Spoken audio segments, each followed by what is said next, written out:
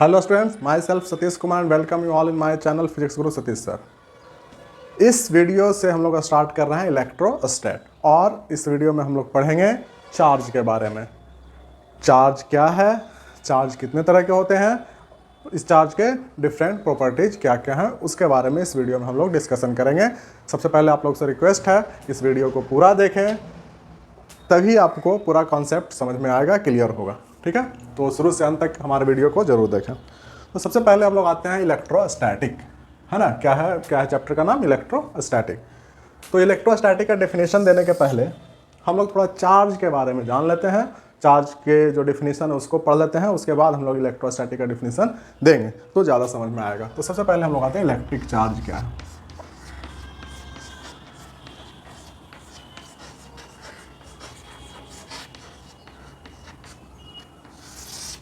है ना। तो हम लोग याद करते हैं स्कूल के उन दिनों को, जब हम लोग छोटे छोटे बच्चे थे, है ना। स्कूल जाते थे, आपके पास पेन होता था और कुछ ऐसा चीज़ हो जाता था जो कि मिरेकल लगता था, क्या कैसे हो गया, ये तो जादू है ना। ऐसा हम लोग को लगता था और वो चीज़ हम लोग एक दूसरे बच्चों को भी दिखाते थे कि देखो ये हो रहा है। ठीक है, ये एक जादू की तरह हम लोग दिखाया करते थे। वो क्या करते थे हम लोग ये करते थे कि हमारे पास जो पेन रहता था, पेन को अपने बाल में रगड़ते थे, है ना। और रगड़ने के बाद ये कागज़ के छोटे छोटे टुकड़ों के पास ले जाते थे और देखते थे कि वो कागज़ के छोटे छोटे टुकड़े हमारे पेन में क्या हो रहा है, अट्रैक्ट हो जा रहा है, यानी कि चिपक जा रहा है। नहीं तो कोई बच्चा क्या करता था कि डायरेक्ट वो अपना पेन उठाया और छोटे छोटे टुकड़ों के पास ले गया और कागज़ के छोटे छोटे टुकड़ों के पास ले गया, और क्या हुआ, ये कागज़ के छोटे छोटे टुकड़े नहीं सटा, क्या हुआ, उसे अट्रैक्ट नहीं हुआ। फिर उसको क्या किया कि अपने बालों में रब किया और रब करने के बाद ले गया, तो क्या हुआ, वो चिपकने लगा, अट्रैक्ट होने लगा। तो ये क्या मिरेकल है, ऐसा क्यों होने लगा। नहीं तो हम लोग 9th क्लास में पढ़े, 11th क्लास में आप लोग पढ़े हैं क्या, ग्रेविटेशनल फोर्स।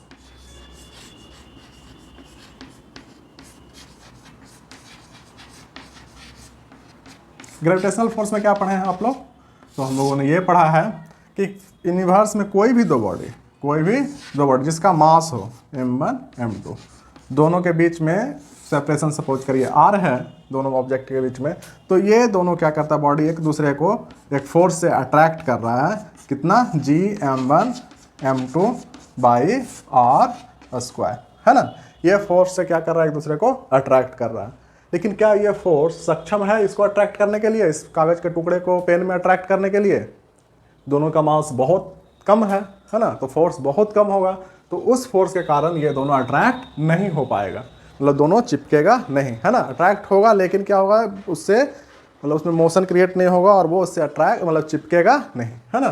तो निश्चित रूप से कोई दूसरा प्रॉपर्टीज है जिसके कारण ये क्या हो रहा है, ये अट्रैक्ट हो जा रहा है और ये इसमें जाकर के क्या हो जा रहा है, पेन में ये कागज़ का टुकड़ा जाकर के चिपक जा रहा है। ठीक है, तो वो क्या हो रहा है, तो वो प्रॉपर्टी का नाम है इलेक्ट्रिक चार्ज। इलेक्ट्रिक चार्ज, वो गुण का क्या नाम है, इलेक्ट्रिक चार्ज। तो इलेक्ट्रिक चार्ज क्या है, the property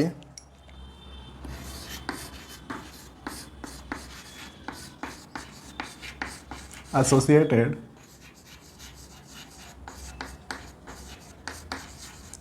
with matter due to which it produces or experiences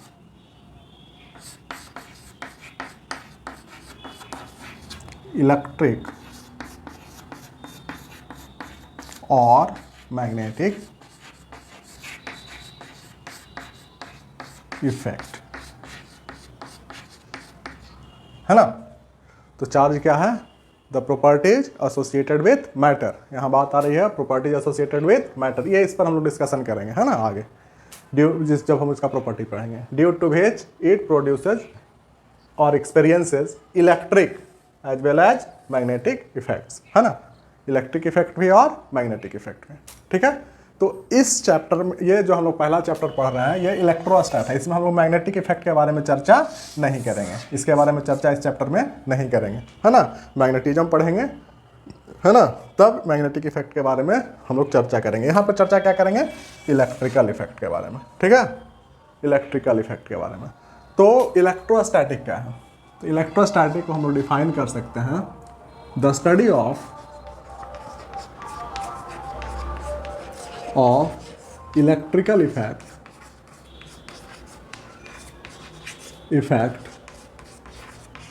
of charge at rest. ध्यान देना है, क्या है, रेस्ट में, चार्ज रेस्ट में है, उसका इलेक्ट्रिकल इफेक्ट के बारे में हम लोग इलेक्ट्रिकल इफेक्ट्स लिखेंगे। क्या लिखेंगे, electrical effect of charge at rest. Charge क्या है, रेस्ट में है ना, तो इसमें हम लोग चर्चा करेंगे the study of electrical effects of charge at rest, है ना। जब मोशन में जाएगा, चार्ज मोशन में होगा, हम लोग प्रॉपर्टीज में देखेंगे ये चीज़, मोशन में होगा तो वहाँ पे इलेक्ट्रिकल इफेक्ट के साथ साथ मैग्नेटिक इफेक्ट भी प्रोड्यूस करेगा और एक्सपीरियंस करेगा। क्लियर। तो इस चैप्टर में हम लोग पढ़ेंगे रेस्ट। चार्ज क्या है, रेस्ट में, ठीक है, चार्ज रेस्ट में मतलब अस्थिर है, मोशन में चार्ज नहीं है, ठीक है। तो सबसे पहले हम लोग देख लिए इलेक्ट्रिक चार्ज क्या है, ठीक है। अब हम लोग आते हैं, ये चार्ज उत्पन्न कैसे हुआ, है ना, ये चार्ज कैसे आया, किसी भी बॉडी पे ये चार्ज कैसे आया, कैसे अपीयर हुआ, है ना। क्योंकि यहाँ पर हम लोग देखे थे कि पेन को डायरेक्ट ले गया था, मतलब बिना कहीं रब किए हुए इसको ले गया था कागज के टुकड़े के पास, तब वो चिपका नहीं था, यानी कि इसमें इलेक्ट्रिक इफेक्ट नहीं था, यानी इसमें चार्ज नहीं था, ठीक है। लेकिन जब इसको रब किए तो ये चार्ज हो गया, इसमें चार्ज अपीयर हो गया, इसमें चार्ज आ गया। कैसे आ गया, है ना, कैसे आ गया। तो इसके लिए हम लोग आते हैं, थोड़ा सा आप लोग पढ़े होंगे एटम के बारे में, है ना, इसको हम लोग मिटाते हैं। एटम के बारे में आप लोग पढ़े होंगे। तो कोई भी सबस्टांस क्या है, उसमें ढेर सारे एटम्स होते हैं, collection of number of atoms है ना। तो सपोज करिए एक बॉडी है, ये एक बॉडी है, ठीक है। तो इस बॉडी में क्या है, हम लोग क्यूबाइड टाइप का ले लेते हैं एक बॉडी। तो इस बॉडी में ढेर सारा एटम है ना, इस बॉडी में ढेर सारा एटम है, किसी भी मटेरियल का हो सकता है ना, हम किसी भी मटेरियल का बॉडी हो सकता है, इस बॉडी में ढेर सारा एटम्स है। और एटम जो होता है, एटम क्या चीज़ का बना होता है, तो एटम के बारे में हम लोग पढ़े हैं, क्या होता है, तो एक बीच में एक न्यूक्लियस होता है, बीच में एक न्यूक्लियस होता है। इस न्यूक्लियस में क्या होता है, प्रोटॉन होता है प्लस न्यूट्रॉन होता है, पढ़े हैं ना। इसके चारों ओर अपने अपने कक्षा में इलेक्ट्रॉन्स जो है रिवॉल्व करता है, इलेक्ट्रॉन्स, है ना, इलेक्ट्रॉन जो है रिवॉल्व करता है इस तरह से,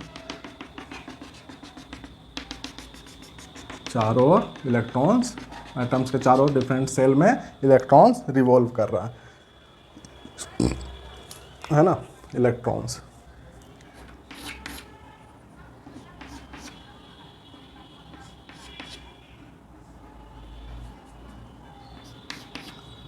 ये आप लोग को समझने में आसान हो, है ना, इस तरह से हम लोग इलेक्ट्रॉन्स को दर्शा देते हैं।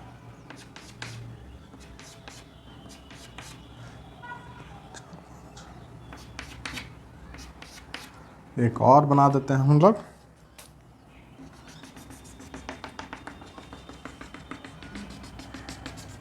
है ना। इसमें भी हम लोग 3 इलेक्ट्रॉन्स ले लेते हैं। एक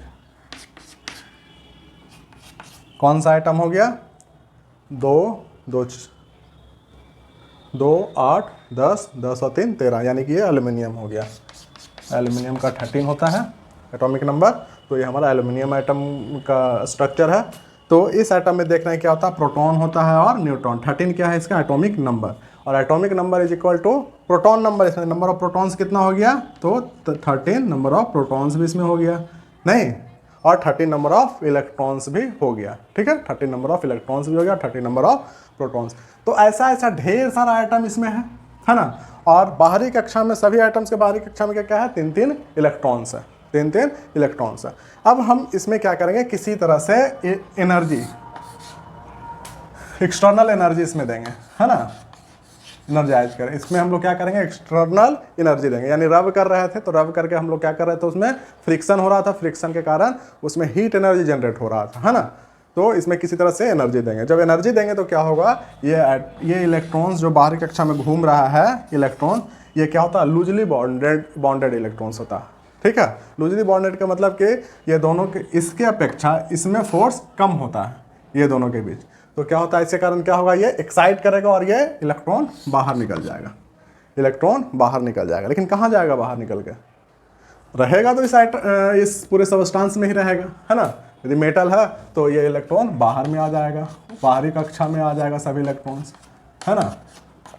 बाहरी कक्षा में इलेक्ट्रॉन जो लूजली बॉन्डेड इलेक्ट्रॉन्स है वो बाहरी कक्षा मतलब सरफेस पे आ जाएगा। कहाँ जाएगा, surface of the conductor, conductor के सरफेस पे ये आ जाएगा, है ना।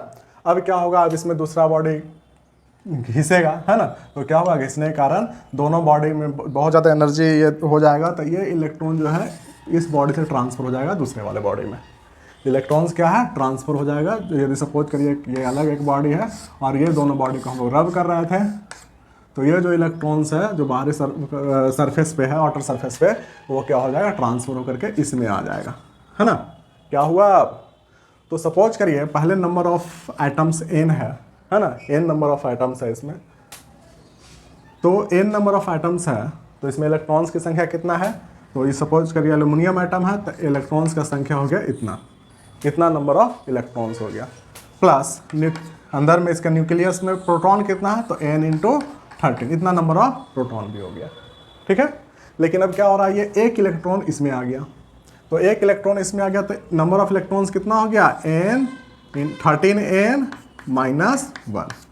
इतना नंबर ऑफ इलेक्ट्रॉन्स। और प्रोटॉन्स कितना हो गया, 13n, है ना। यानी कि दोनों की संख्या इम्बैलेंस हो गया, एक का संख्या घट गया और एक का संख्या में कोई डिफरेंस नहीं हुआ। इसलिए कि प्रोटॉन न्यूक्लियस से बाहर निकालना मुश्किल है तो इलेक्ट्रॉन ही निकलता है इजीली, है ना। तो इलेक्ट्रॉन से एक बॉडी से दूसरे बॉडी में ट्रांसफर होता है, उसी के कारण चार्ज उत्पन्न होता है। ठीक है, तो इम्बैलेंस हो गया। जब इम्बैलेंस हो गया, हम लोग आगे पढ़ेंगे, इलेक्ट्रॉन्स जो है निगेटिवली चार्ज है और प्रोटॉन क्या है, पॉजिटिवली चार्ज है। हम लोग पढ़ते आ रहे हैं पहले से।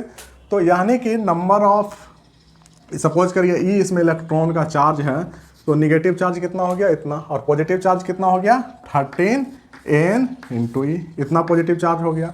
यानी कि कितना चार्ज दोनों को हम लोग करेंगे तो ये कट जाएगा और बच जाएगा निगेटिव चार्ज कितना, ई, है ना, इतना चार्ज। यानी कि माइनस ई चार्ज इस पर क्या हो जाएगा, अपीयर हो जाएगा। एक इलेक्ट्रॉन इसमें से इसमें ट्रांसफर हुआ, तो जब इसमें से इसमें एक इलेक्ट्रॉन ट्रांसफर हुआ तो इसमें कितना चार्ज अपीयर हो जाएगा, इसमें अपीयर हो जाएगा प्लस ई चार्ज। इसमें कितना अपीयर हो जाएगा, प्लस ई चार्ज। बात समझ में आए, जितना नंबर ऑफ इलेक्ट्रॉन्स ट्रांसफर हुआ उतना इंटू ई, इतना क्या, उतना इंटू, सपोज करिए इसमें n नंबर ऑफ, ये कितना, n नंबर ऑफ इलेक्ट्रॉन्स इसमें से इसमें आ गया, तो इसमें निगेटिव चार्ज कितना हो गया, माइनस n इंटू ई, और इसमें पॉजिटिव चार्ज कितना हो गया, प्लस n इंटू ई। यही बेसिकली कॉन्सेप्ट है चार्ज का। ठीक है, क्या होता है, जब किसी बॉडी को रब करते हैं, और भी है, और ये हम लोग आगे पढ़ेंगे कि और भी चार्जिंग का है प्रोसेस, लेकिन अभी हम लोग पढ़ रहे हैं ये, इसके बारे में केवल समझना चाह रहे हैं। तो समझने के लिए हम लोग कर सकते हैं कि इसको रब किए, फ्रिक्शन या रगड़े दोनों बॉडी को, तो इसमें से क्या हुआ, n नंबर ऑफ इलेक्ट्रॉन्स इसमें चला आया, पहले से इसमें ऑलरेडी कुछ इसमें ऑलरेडी इलेक्ट्रॉन्स था और उतना ही नंबर ऑफ प्रोटॉन्स था, तो क्या था, न्यूट्रल था। इसमें भी शुरुआत में जितना नंबर ऑफ इलेक्ट्रॉन था उतना ही नंबर ऑफ प्रोटॉन्स था, तो ये क्या था, न्यूट्रल था। लेकिन अब क्या हुआ, कुछ इलेक्ट्रॉन इसमें से इसमें चला आया, तो इसके पास क्या हो गया, इलेक्ट्रॉन्स की अधिकता, इलेक्ट्रॉन्स इसके पास ज़्यादा हो गया, एक्सेस ऑफ इलेक्ट्रॉन। इसके पास क्या हो गया, डिफिशियंसी ऑफ इलेक्ट्रॉन्स, इलेक्ट्रॉन्स की कमी हो गई। जब इलेक्ट्रॉन्स की कमी हो गई तो इसमें क्या हो गया, पॉजिटिव चार्ज बढ़ गया और इसमें क्या हो गया, निगेटिव चार्ज अपीयर हो गया। क्लियर हुआ। तो आप लोग आते हैं,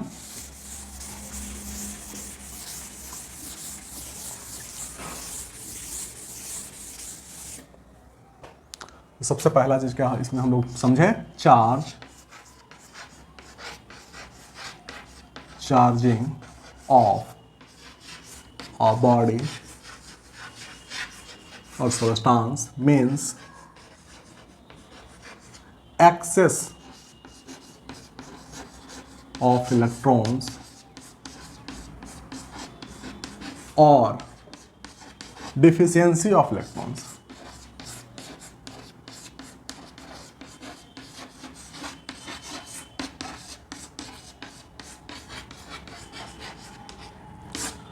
कोई बॉडी चार्ज है, इसका मतलब दो ही बातें हैं, या तो उसमें इलेक्ट्रॉन्स ज़्यादा है या इलेक्ट्रॉन की कमी है। किसके अपेक्षा? तो प्रोटॉन्स, नंबर ऑफ प्रोटॉन्स की अपेक्षा। ठीक है, यानी कि ये एक बॉडी है और इस बॉडी पे प्लस क्यू चार्ज है ना, प्लस क्यू चार्ज है, प्लस क्यू चार्ज है इस बॉडी पे। तो इसका मतलब क्या हुआ? यानी कि इसमें इलेक्ट्रॉन्स कम है, इलेक्ट्रॉन्स कम है किसके अपेक्षा? प्रोटॉन्स के अपेक्षा। ठीक है, प्रोटॉन्स के अपेक्षा। किसी भी बॉडी में equal number of electrons and equal number of protons, it means body is neutral. Equal number, a body have equal number of protons and equal number of neutrons, it means body is neutral. If a body have excess of electrons, the body is negatively charged. If a body have deficiency of electrons, it means body is positively charged. ठीक है, तो एक concept हम लोग, ये तीन concept बना, हम लोग इसको लिख लेते हैं। पहला नंबर ऑफ कॉन्सेप्ट क्या है? an object having equal number of electrons and protons, body is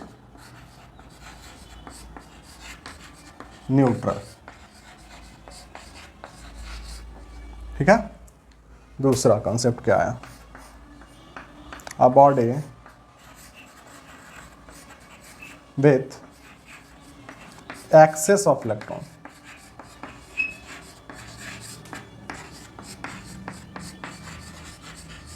it is negatively charged.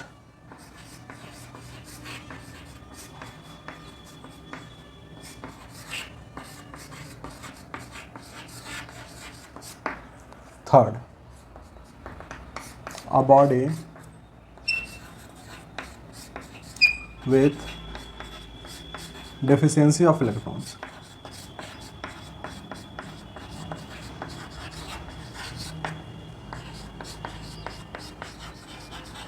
it is positively charged.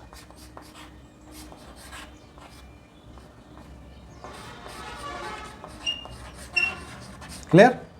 A body with equal number of electrons and equal number of protons, body is neutral. A body with excess of electrons, negatively charged. A body with deficiency of electron, positively charged. Clear? तो ये concept था, इसको हम लोग ध्यान में रखेंगे। आगे चलते हैं।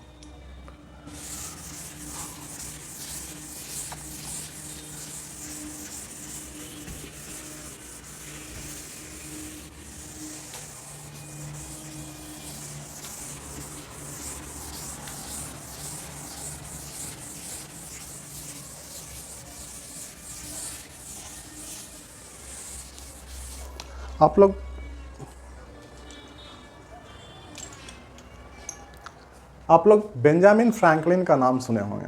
अमेरिकन साइंटिस्ट थे और वो प्रेसिडेंट, अमेरिका के प्रेसिडेंट भी बने थे, बेंजामिन फ्रैंकलिन। उन्होंने क्या देखा कि ये कोई बॉडी है, प्लस क्यू चार्ज बॉडी है। ठीक है, एक बॉडी है, इस पर कितना चार्ज है? Plus Q. और एक दूसरा बॉडी है, उस पर चार्ज है माइनस क्यू। कितना है? Minus Q. ठीक है, मतलब सॉरी, हम अभी प्लस माइनस नहीं करते। इसमें एक बॉडी है, इस पर ए टाइप चार्ज है और इसमें बी टाइप चार्ज है। ठीक है, दो बॉडी है, इस पे ए टाइप चार्ज है और इस पे बी टाइप चार्ज है। दोनों बॉडी को कनेक्ट कर दिया गया, दोनों बॉडी को कनेक्ट कर दिया गया, इधर फिजिकल कांटेक्ट किया गया या फिर क्या किया गया, किसी दूसरे बॉडी से, किसी दूसरे एक वायर से इसको कनेक्ट कर दिया गया। तो कनेक्ट कर दिया गया तो दोनों पे चार्ज कितना हो गया? ए प्लस बी। ठीक है, ए प्लस बी। ठीक है, तो ए प्लस बी होना चाहिए था, लेकिन यहाँ पे क्या हो गया? यदि इक्वल नंबर ऑफ चार्ज है दोनों ए और बी, तो यहाँ पे क्या हो गया? दोनों डिस्चार्ज हो गया। Equal amount of a type charge and equal amount of b type charge, दोनों को क्या क्या कनेक्ट किया गया, फाइनल चार्ज क्या हो गया? जीरो। ये कब होता है देखते होंगे आप लोग, +2 और -2 है ना, दोनों को हम लोग क्या किए तो कितना हो गया? जीरो। इसी से बेंजामिन फ्रैंकलिन ने चार्ज का दो नाम दे दिया और ये नाम क्या हो गया? Negative charge and positive charge.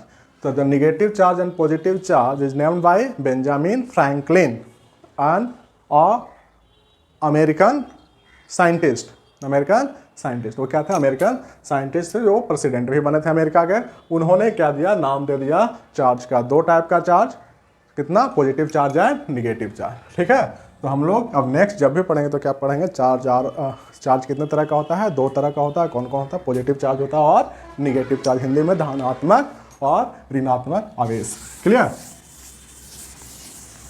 तो टाइप्स ऑफ चार्ज क्या होगी, इसमें हम लोग व्हाट इज चार्ज देख लिया, टाइप्स ऑफ चार्ज देख लिया। अब हम लोग आते हैं प्रॉपर्टीज ऑफ चार्ज, चार्ज के क्या क्या प्रॉपर्टीज है उसके बारे में हम लोग पढ़ते हैं। तो किसी भी फिजिकल क्वांटिटी का क्या होता है, यूनिट्स होता है, डायमेंशन होता है ना।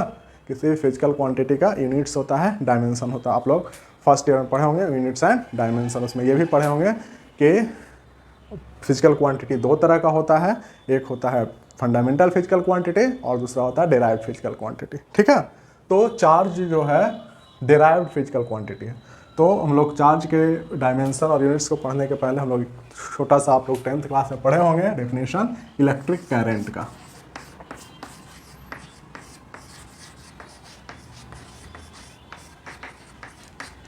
इलेक्ट्रिक करंट का डेफिनेशन आप लोगों ने पढ़ा होगा। क्या होता है electric current, electric current is defined as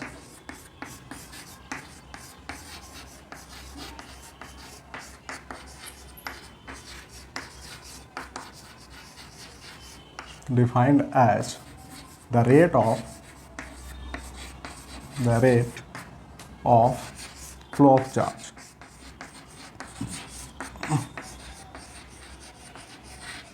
that is I is equal to dq by dt।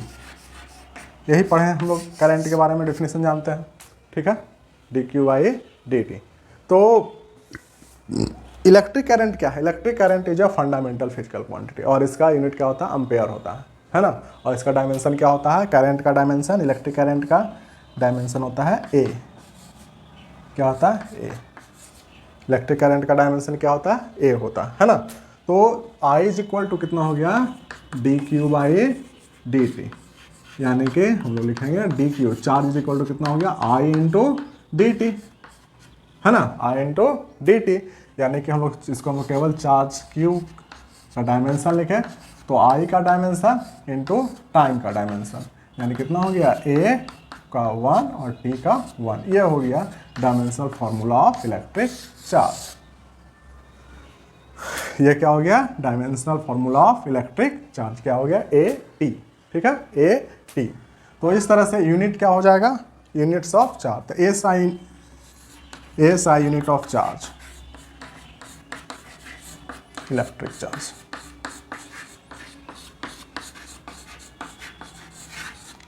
बोलते हैं कूलम, क्या बोलते हैं, कूलम। एब्रिविएट करते हैं कैपिटल सी से। ठीक है, ऐसा unit of electric charge is coulomb. CGS unit क्या होता है,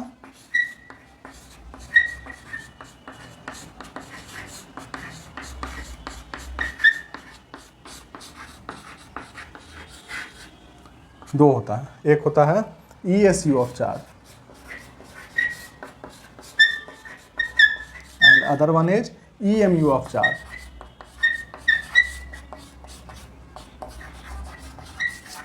है ना, ESU of charge and EMU of charge. ठीक है, ये हो गया चार्ज का यूनिट, ये CGS यूनिट हो गया, ये SI यूनिट हो गया। ठीक है, तो रिलेशन क्या होता है दोनों के बीच में, तो इसके बीच में रिलेशन होता है 1 coulomb is equal to 3 into 10 to the power 9 ESU of charge. ठीक है, इसको हम लोग स्टेट कूलम भी कहते हैं। ठीक है, is equal to 1/10 into EMU of charge.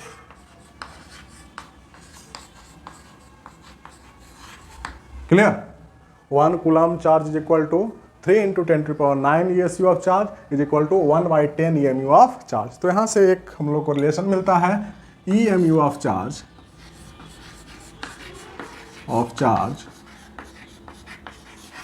by ESU of charge is equal to 3 into 10 to the power 10। कितना होता है, 3 into 10 to the power 10, यानी कि C in CGS unit, in CGS unit। CGS unit में जो time का, sorry CGS unit में जो स्पीड होता है किसका, लाइट का स्पीड होता है उतना का बराबर होता है EMU of charge by ESU of charge. Clear है? ये हम लोग ये रिलेशन को हम लोग ध्यान में रखेंगे। आगे हम लोग आते हैं, ईएसयू ऑफ चार्ज को हम लोग स्टेट कूलम भी कहते हैं। ईएसयू of charge also called state coulomb, state coulomb, ठीक है। और इसको हम लोग फ्रैंकलिन भी बोलते हैं। क्या बोलते हैं? फ्रैंकलिन, ठीक है।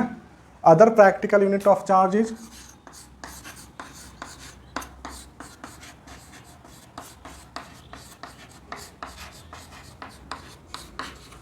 Of charge. तो यहां डायमेंशन क्या है? ए टी डायमेंशन क्या है? क्यू का डायमेंशन है यहाँ से ए टी, इसी से हम लोग निकाल लेंगे। तो जो प्रैक्टिकल यूनिट है ए से क्या होता है? अम्पेयर, है ना, अम्पेयर। और इसका टाइम का क्या होता है? हम लोग घंटा आवर भी होता है, तो हम लोग सेकंड नहीं देंगे, आवर देंगे, यानी ampere hour. And 1 ampere hour जो हम लोग घर में कैलकुलेट करते हैं, 1 ampere hour is equal to होता है इतना coulomb. 1 ampere hour is equal to 3600 coulomb. And और भी होता है, हम लोग फ्राइडे बोलते हैं, 1 faraday charge is equal to होता है 96500 कूलम, ठीक है। तो इस तरह से लार्जेस्ट यूनिट ऑफ चार्ज क्या हो गया? Friday. Largest unit of charge क्या हो गया? Friday. And the smallest unit of charge is ईएसयू of charge, जिसको हम लोग स्टेट कूलम कहते हैं, या फ्रैंकलिन। क्या? फ्रैंकलिन, ठीक है। तो लार्जेस्ट यूनिट, कोई क्वेश्चन पूछ देगा, एक क्वेश्चन पूछ देगा, हम लोग एक क्वेश्चन बनाते हैं इसमें, है ना। क्वेश्चन हो गया, ये आ जाएगा question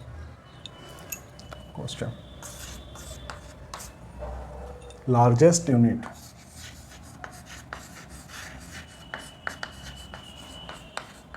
of electric charge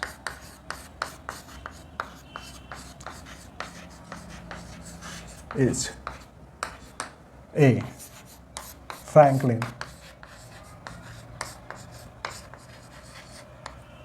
B faraday, C ampere hour, D coulomb. क्या हो जाएगा आंसर? तो आंसर हो जाएगा हमारा फ्राइडे। आंसर क्या हो जाएगा? तो लार्जेस्ट यूनिट क्या है? फ्राइडे। और इसी में क्वेश्चन, यदि क्वेश्चन पूछ दिया स्मॉलेस्ट यूनिट ऑफ चार्ज, क्या पूछ दिया? स्मॉलेस्ट यूनिट ऑफ चार्ज, तो क्या हो जाएगा? Franklin. Smallest unit of charge क्या हो जाएगा? फ्रैंकलिन। ये स्मॉलेस्ट हो जाएगा और ये लार्जेस्ट, है ना। छोटे छोटे बेसिक क्वेश्चन हैं, इसकी जानकारी होनी चाहिए, है ना, जब हम लोग फिजिक्स पढ़ रहे हैं, चार्ज के बारे में पढ़ रहे हैं, ठीक है। क्लियर है? तो हम लोग चार्ज, इसमें हम लोग क्या पढ़े? चार्ज का डायमेंशन क्या होता है? तो ये एक डिराइव्ड फिजिकल क्वांटिटी है जिसका डायमेंशन ए का 1 अम्पेयर का 1 में 1 होता है और टाइम में 1 होता है, और डायमेंशनल फॉर्मूला ए टी होता है, ठीक है। इसका एसआई यूनिट क्या होता है? कूलम। क्या होता है? कूलम, वैज्ञानिक के नाम पे, इसलिए सी जब पूरा लिखेंगे तो सी स्मॉल में लिखेंगे, और एब्रिविएट करेंगे तो सी कैपिटल से एब्रिविएट करेंगे। सीजीएस यूनिट क्या होता है? तो ESU of charge, electrostatic unit of charge, electromagnetic unit of charge, दोनों के बीच का रिलेशन क्या है? तो 1 coulomb is equal to 3 × 10⁹ ESU of charge is equal to 1/10 in EMU of charge. और EMU of charge by ESU of charge दोनों के बीच का रेशियो है, तो 3 × 10⁻10, यानी सी इक्वल टू क्या हो गया? सी का वैल्यू कितना होता है सीजीएस यूनिट में? 3 × 10⁻10 मीटर पर सेकेंड, ठीक है। तो इसके बराबर होता है। क्लियर? नेक्स्ट हम लोग आए कि चार्ज का अदर यूनिट, तो हम लोग ESC ऑफ चार्ज को हम लोग और क्या बोलते हैं, फ्रैंकलिन भी बोलते हैं या स्टेट कूलम भी बोलते हैं। और दूसरे और भी इसका प्रैक्टिकल यूनिट है क्यू का, जो हम लोग घर में यूज करते हैं, तो एम्पेयर आवर, और एक कूलम इज इक्वल टू कितना होता है 3600 कूलम। एंड लार्जेस्ट यूनिट इसका क्या होता है faraday, and 1 faraday is equal to कितना होता है 96,500 कूलम। क्लियर है?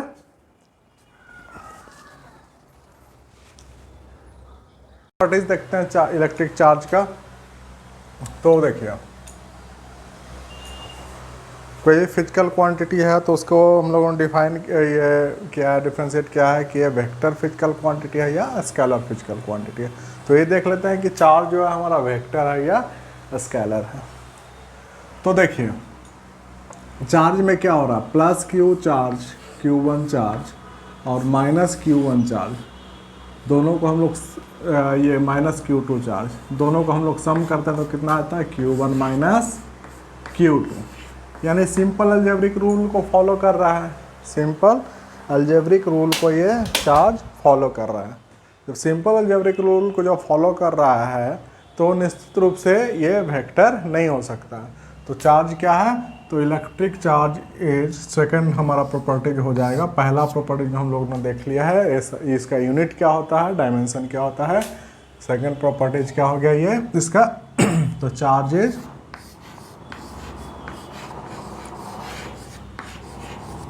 a scalar physical quantity।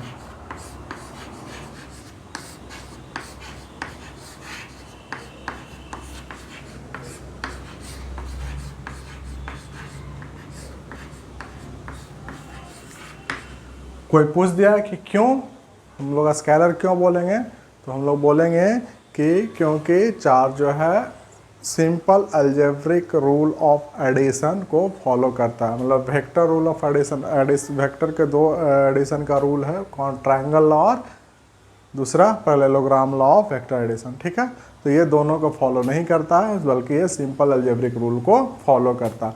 यानी कि -5 coulomb charge plus 10 coulomb charge is equal to हो जाएगा +5 कूलम चार्ज। ठीक है, यानी कि -15 coulomb charge plus 10 coulomb charge is equal to कितना हो जाएगा -5 कूलम चार्ज। क्लियर?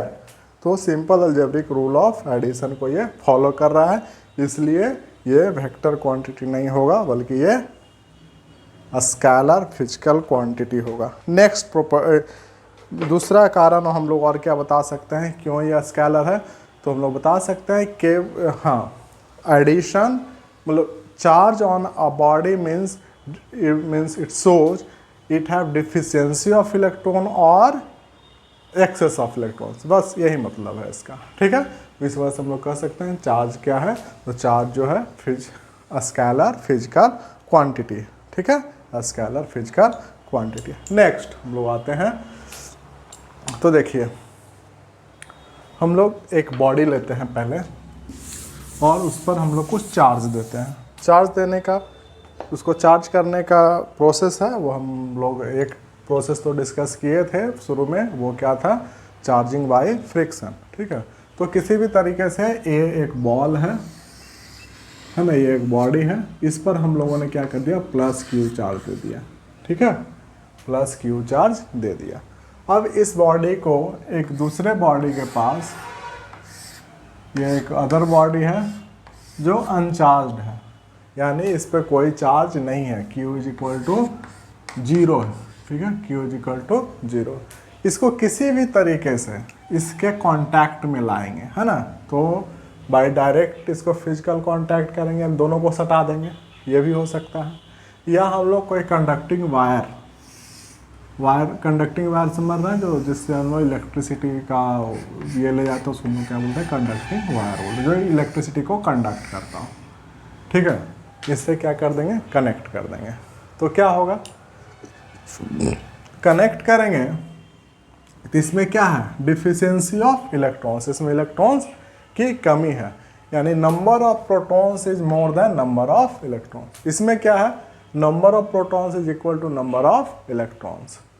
क्लियर? यानी कि इसमें इलेक्ट्रॉन्स और प्रोटॉन्स की संख्या बराबर है, इसलिए इसका चार्ज 0 है। इसमें इलेक्ट्रॉन्स की संख्या कम है प्रोटॉन से, इसलिए ये पॉजिटिवली चार्ज है। तो इसके पास यदि प्रोटॉन की कमी है तो ये इलेक्ट्रॉन्स की कमी है तो क्या करेगा, ये दूसरे से इलेक्ट्रॉन लेगा, ना कि ये अपना प्रोटॉन उसको नहीं देगा, बल्कि इसमें से इलेक्ट्रॉन ये ले लेगा। कैसे लेगा, तो कुछ इलेक्ट्रॉन्स इसमें से ये ले लेगा, इस तरह से इलेक्ट्रॉन जो है ना इधर फ्लो करना शुरू करेगा।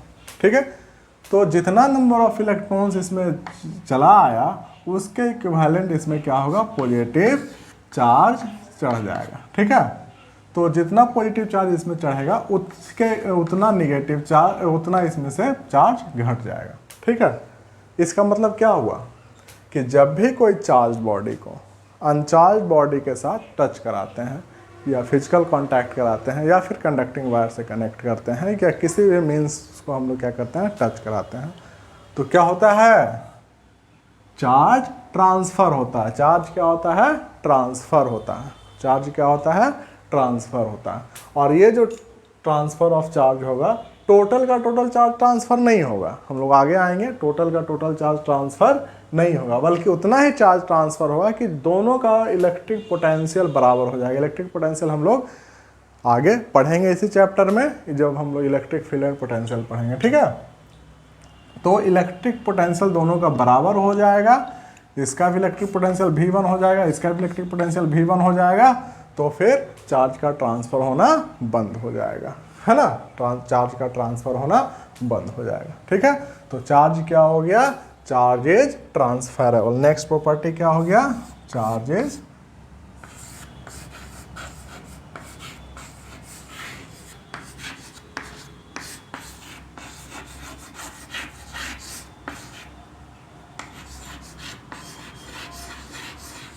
यानी कि किसी भी बॉडी, चार्ज बॉडी को दूसरे चार्ज बॉडी के साथ कनेक्ट, अनचार्ज बॉडी के साथ कनेक्ट कराएंगे तो चार्ज का ट्रांसफर। लेकिन ये कोई ज़रूरी नहीं है केवल चार्ज बॉडी को चार्ज बॉडी के साथ कनेक्ट कराएंगे तभी होगा। ये भी पॉसिबिलिटीज है कि सपोज करिए ये बॉडी है, इस पर -Q चार्ज है ना, और एक और बॉडी है सिमिलर बॉडी, है ना, इस पर चार्ज +Q है, इस पे -Q चार्ज है, इस पे +Q चार्ज है। यानी कि जितना नंबर ऑफ इलेक्ट्रॉन्स इसके पास ज़्यादा है प्रोटॉन से, उतना ही नंबर ऑफ इलेक्ट्रॉन्स इसमें कम है। तो क्या हो जाएगा, ये टोटल का टोटल इलेक्ट्रॉन, यदि इसको हम लोग कनेक्ट करेंगे किसी मीन्स से, तो टोटल का टोटल इलेक्ट्रॉन्स, ये जो जितना इलेक्ट्रॉन्स इसमें ज़्यादा है, एक्सेस इलेक्ट्रॉन है, वो सभी एक्सेस इलेक्ट्रॉन क्या हो जाएगा, इसमें ट्रांसफ़र हो जाएगा। तो यानी कि इसका चार्ज 0 और इसका भी चार्ज 0, यानी कि दो इलेक्ट्रिकल चार्ज बॉडी, और दोनों पे, एक पे निगेटिव चार्ज है और एक पे पॉजिटिव चार्ज है, दोनों को क्या कराए, कनेक्ट किए, तो क्या हुआ, दोनों अनचार्ज हो जाएगा, दोनों न्यूट्रल हो जाएगा। ठीक है, अनचार्ज दोनों न्यूट्रल हो जाएगा। ये भी हो सकता है कि ये एक बॉडी है, सिमिलर बॉडी है, इस पे +Q1 चार्ज है और इस पे +Q2 चार्ज है, सिमिलर चार्ज है दोनों पे। ठीक है, सिमिलर चार्ज दोनों पे, ठीक है, लेकिन पोटेंशियल दोनों का अलग अलग है। इस पे Q1 चार्ज है, इस पे Q number of charge, amount of charge अलग अलग है। अब ये दोनों कनेक्ट करेंगे, इसमें भी ट्रांसफ़र ऑफ चार्ज होगा, इसमें भी ट्रांसफ़र ऑफ चार्ज होगा। ठीक है, जब भी कभी पोटेंशियल, दो बॉडी है, दोनों का पोटेंशियल अलग अलग है और दोनों को कनेक्ट करेंगे तो चार्ज का ट्रांसफ़र होगा, चार्ज का ट्रांसफ़र होगा। लेकिन टोटल का टोटल चार्ज ट्रांसफ़र नहीं होगा, टोटल का टोटल चार्ज ट्रांसफ़र नहीं होगा। टोटल चार्ज ट्रांसफ़र कब होगा, जब दोनों का, है ना, चार्ज अपोजिट चार्ज है और इक्वल चार्ज है और दोनों सिमिलर बॉडी है। इस केस में इसका टोटल चार्ज इसमें ट्रांसफर हो जाएगा और क्या हो जाएगा, 0 हो जाएगा। क्लियर, ठीक है। नेक्स्ट हम लोग आते हैं, चार्ज जो है, हाँ,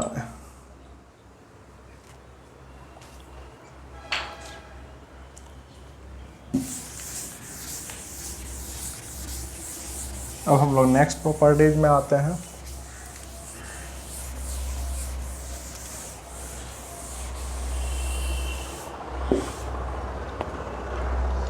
चौथा, टाइप्स ऑफ चार्ज। हम लोग पढ़े थे there are two types of charge.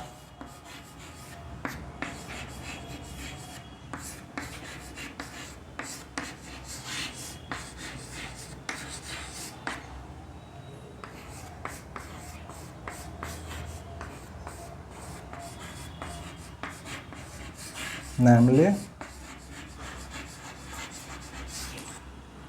positive charge and negative charge।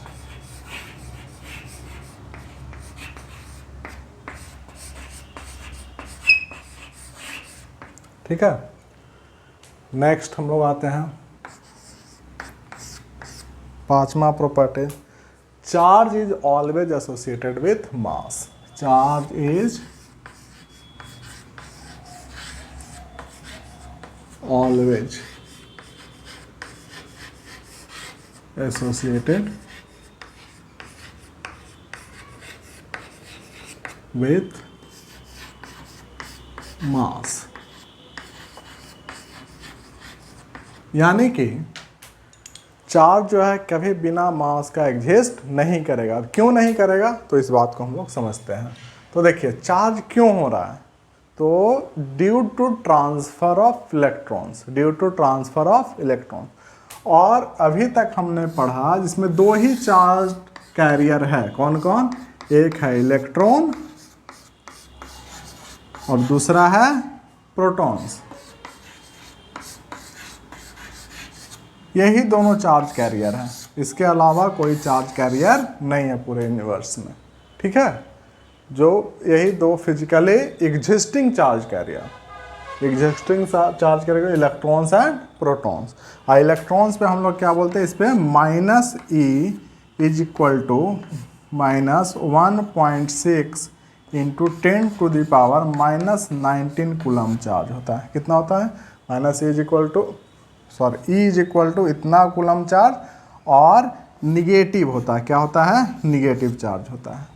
Protons के पास कितना चार्ज होता है, ई इज इक्वल सिमिलर 1.6 इंटू, यही मैग्नीट्यूड दोनों का सेम है, दोनों का मैग्नीट्यूड क्या है, सेम है ना, लेकिन इसका पोलैरिटी निगेटिव है और इसका पोलैरिटी पॉजिटिव है।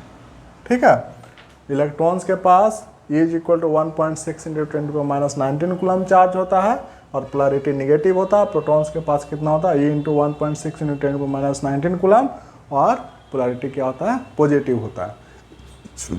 यानी कि पूरे फिजिक्स में, पूरे यूनिवर्स में यही दो चार्ज कैरियर है, इलेक्ट्रॉन्स और प्रोटॉन्स, इसके अलावा और कोई नहीं है। तो जहाँ भी चार्ज है तो due to transfer of electron, क्योंकि प्रोटॉन्स जो है वो न्यूक्लियस के अंदर होता है, तो ट्रांसफर कौन हो रहा है, इलेक्ट्रॉन्स का ट्रांसफर हो रहा है। ठीक है, एक एटम से दूसरे एटम में या एक बॉडी से दूसरे बॉडी में, है ना, कौन जा रहा है, इलेक्ट्रॉन्स जा रहा है। ठीक है, तो इसके कारण अब हम लोग आते हैं, एक इलेक्ट्रॉन्स का मास कितना होता है, तो mass of electrons is equal to होता है 9.1 इंटू 10 अप्रॉक्सीमेटली इतना होता है -31 kg, है ना। और प्रोटॉन्स का कितना होता है, तो mass of protons is equal to 1.67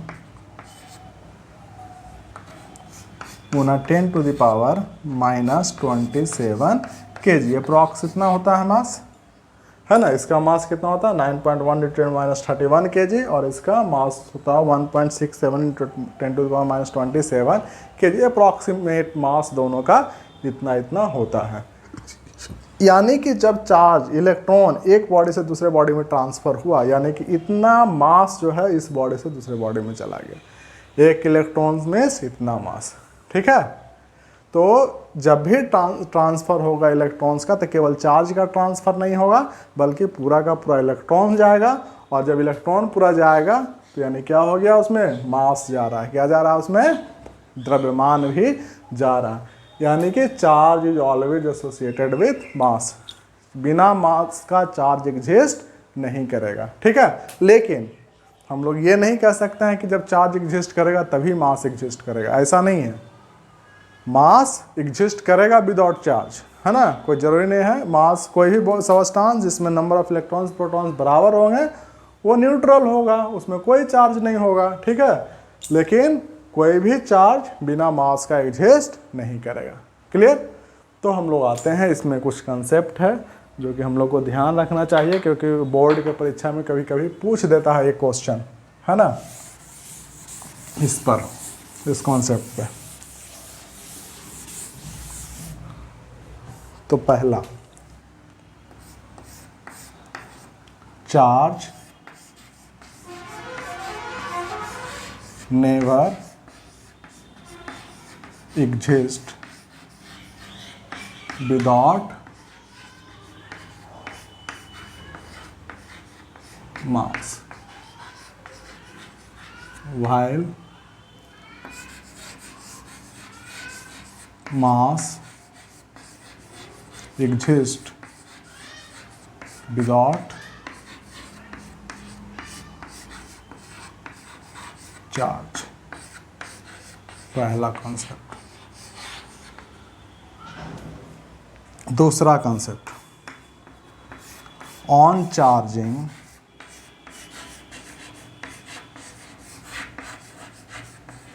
of an object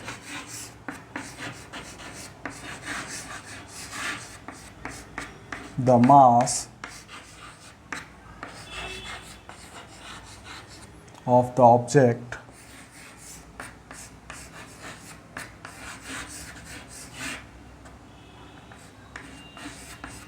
changes due to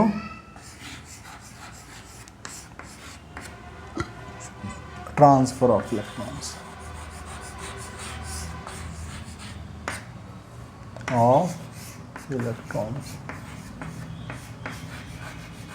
या ट्रांसफर ऑफ इलेक्ट्रॉन्स ना लिख करके हम लोग लिखें ड्यू टू लॉस और गेन ऑफ इलेक्ट्रॉन्स।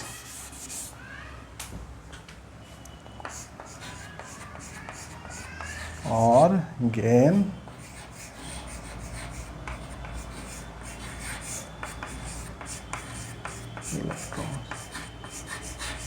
है ना। तो इस पे हम लोग एक क्वेश्चन देखते हैं इस वाले कॉन्सेप्ट पे, है ना, इस वाले कॉन्सेप्ट पे एक प्रश्न देखते हैं। बहुत इंपॉर्टेंट कॉन्सेप्ट है कि जब भी किसी बॉडी को चार्ज करेंगे तो उसका मास चेंज करेगा, द्रव्यमान बॉडी का चेंज करेगा, ठीक है।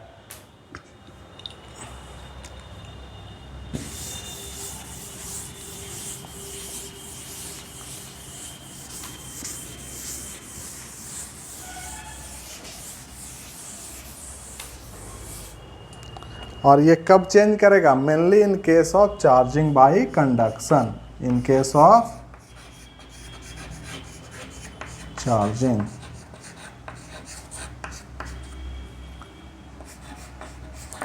Bye conduction, charge is negative.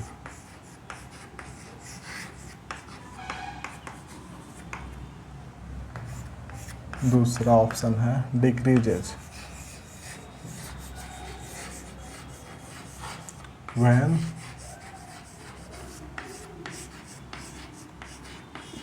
Charge is negative. तीसरा ऑप्शन है increases when charge is positive, and D, mass never change, mass is always constant।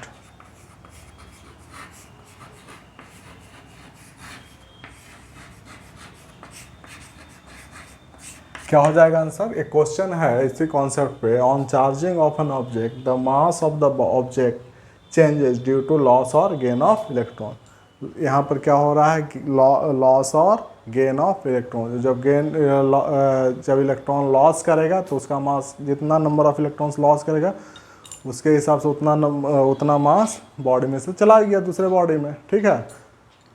और यदि कोई बॉडी इलेक्ट्रॉन उतना ले लिया तो उतना मास दूसरे बॉडी से इस बॉडी में चला आया। तो उसी पे क्वेश्चन है, the mass of a body on charging increases when charge is negative, decreases when charge is positive, negative, increases when charge is positive and mass is always constant. इसमें से कौन आंसर होगा? तो देखिए ये बॉडी है, पहले नंबर ऑफ, सपोज करिए n नंबर ऑफ इलेक्ट्रॉन्स है इसमें और n नंबर ऑफ प्रोटॉन्स है। जितना नंबर ऑफ इलेक्ट्रॉन्स उतना नंबर ऑफ प्रोटॉन्स दोनों है इसमें। तो बॉडी क्या है? न्यूट्रल है। अब इस पर क्या चढ़ाना है? निगेटिव चार्ज चढ़ाना। तो निगेटिव चार्ज सपोज करिए -q निगेटिव चार्ज इसमें चढ़ाया, इसमें -q निगेटिव चार्ज दिए, यानी -q के इक्विवेलेंट है ना n electrons, n number of electrons इसमें क्या, n इंटू ई, इतना नंबर ऑफ इलेक्ट्रॉन्स इसमें ऐड हुआ, इतना नंबर ऑफ इलेक्ट्रॉन्स इसमें क्या हुआ? ऐड हुआ। ठीक है, इतना नंबर ऑफ इलेक्ट्रॉन्स इसमें ऐड हुआ। जब इतना नंबर ऑफ इलेक्ट्रॉन्स ऐड हुआ तो n into mass of electron, इतना मास ऑफ इलेक्ट्रॉन्स भी इसमें क्या हो गया? ऐड हो गया। यानी कि पहले इस बॉडी का मास m था, तो अब इस बॉडी का मास कितना हो गया? m plus n into m, इतना हो गया मास। क्लियर? तो बॉडी का मास क्या हो गया? इंक्रीज कर गया। लेकिन यही जब पॉजिटिव चार्ज रहता है ना, तो पॉजिटिव चार्ज रहता तो क्या होता? पॉजिटिव चार्ज रहता तो डिक्रीज होता। कैसे? तो सपोज करिए इसमें पॉजिटिव चार्ज करने के लिए इस बॉडी को पॉजिटिवली चार्ज करने के लिए क्या करना पड़ेगा? तो इस बॉडी को पॉजिटिवली चार्ज करने के लिए इतना नंबर ऑफ इलेक्ट्रॉन्स रिमूव करना पड़ेगा। जितना नंबर ऑफ इलेक्ट्रॉन्स इसमें से रिमूव करेंगे उतना n इंटू m, इतना मास क्या हो जाएगा? इसमें से घट जाएगा। यानी कि पॉजिटिवली चार्ज करने के लिए मास क्या हो जाएगा? m minus n into m, इतना हो जाएगा मास। ठीक है, तो the mass of a body on charging decreases when charge is positive, decreases when charge is positive और increases when charge is negative. ठीक है, क्लियर? तो किसी बॉडी को चार्ज करेंगे तो पॉजिटिव चार्ज देना है, तो इसका मतलब उसका बॉडी का मास घटेगा, और निगेटिव चार्ज देना है यानी कि उस बॉडी का मास बढ़ेगा। ठीक है, तो ये कॉन्सेप्ट था, इसको ध्यान में रखना है। नेक्स्ट कॉन्सेप्ट आते हैं हम लोग।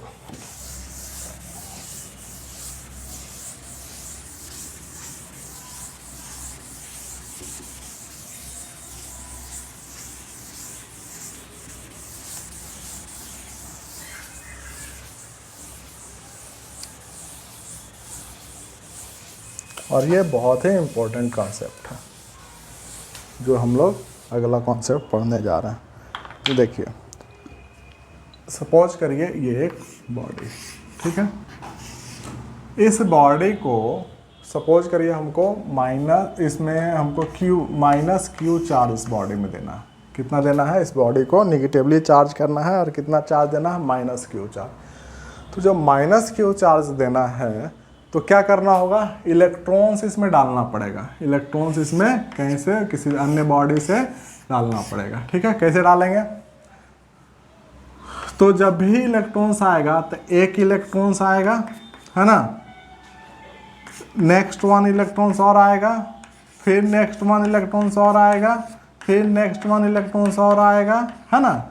यानी कितना हो सकता है इलेक्ट्रॉन? वन इलेक्ट्रॉन्स हो सकता है, 2 इलेक्ट्रॉन्स हो सकता है, 3 इलेक्ट्रॉन्स हो सकता है, 4 हो सकता है, तो n। ठीक है, और एक इलेक्ट्रॉन्स का चार्ज कितना होता है? Charge on 1 electron is equal to E is equal to 1.6 into 10 to the power -19 coulomb. इतना चार्ज होता है एक इलेक्ट्रॉन पे। यदि इसको हम लोग यूनिट मान लें, है ना, यानी कि इससे छोटा चार्ज एग्जिस्ट नहीं होगा, क्योंकि charge and electrons and protons are only charge carrier in the universe.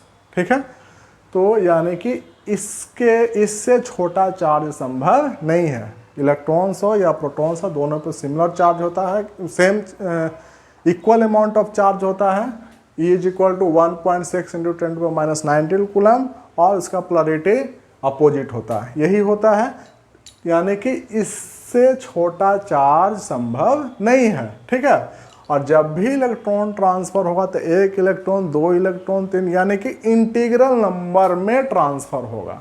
ठीक है, इंटीग्रल नंबर में ट्रांसफर होगा, यानी कि जितना नंबर ऑफ इलेक्ट्रॉन्स ट्रांसफर हुआ उतना नंबर इनटू ई, इतना चार्ज ट्रांसफर होगा।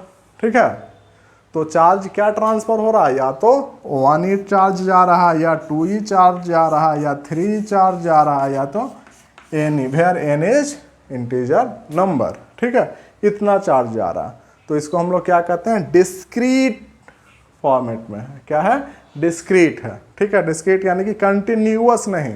कंटिन्यूअस का मतलब क्या हुआ, कंटिन्यूअस का मतलब हुआ 1.6 है 10⁻⁻19 कूलम, इसको कंटिन्यूअस करेंगे तो 1.7 इंटू 10⁻⁻19 कूलम, 1.8 5 इस तरह से, है ना।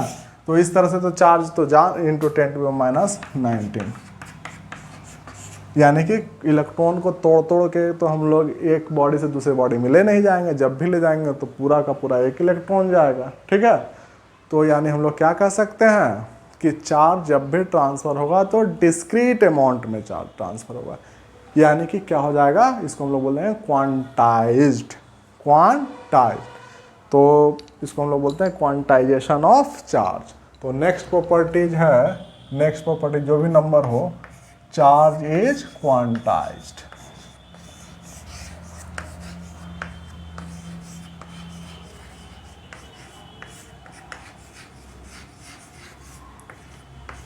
है ना, चार्ज इज क्वांटाइज्ड। ये पूछता है क्वेश्चन, ये आपको बिहार बोर्ड हो या फिर सीबीएसई बोर्ड हो, इसी बोर्ड में इस पे क्वेश्चन पूछता है, डिफाइन क्वांटाइजेशन ऑफ चार्ज, है ना, एक्सप्लेन क्वांटाइजेशन ऑफ चार्ज, इस तरह से करके। तो charge on a body, charge on a body is always in integral multiple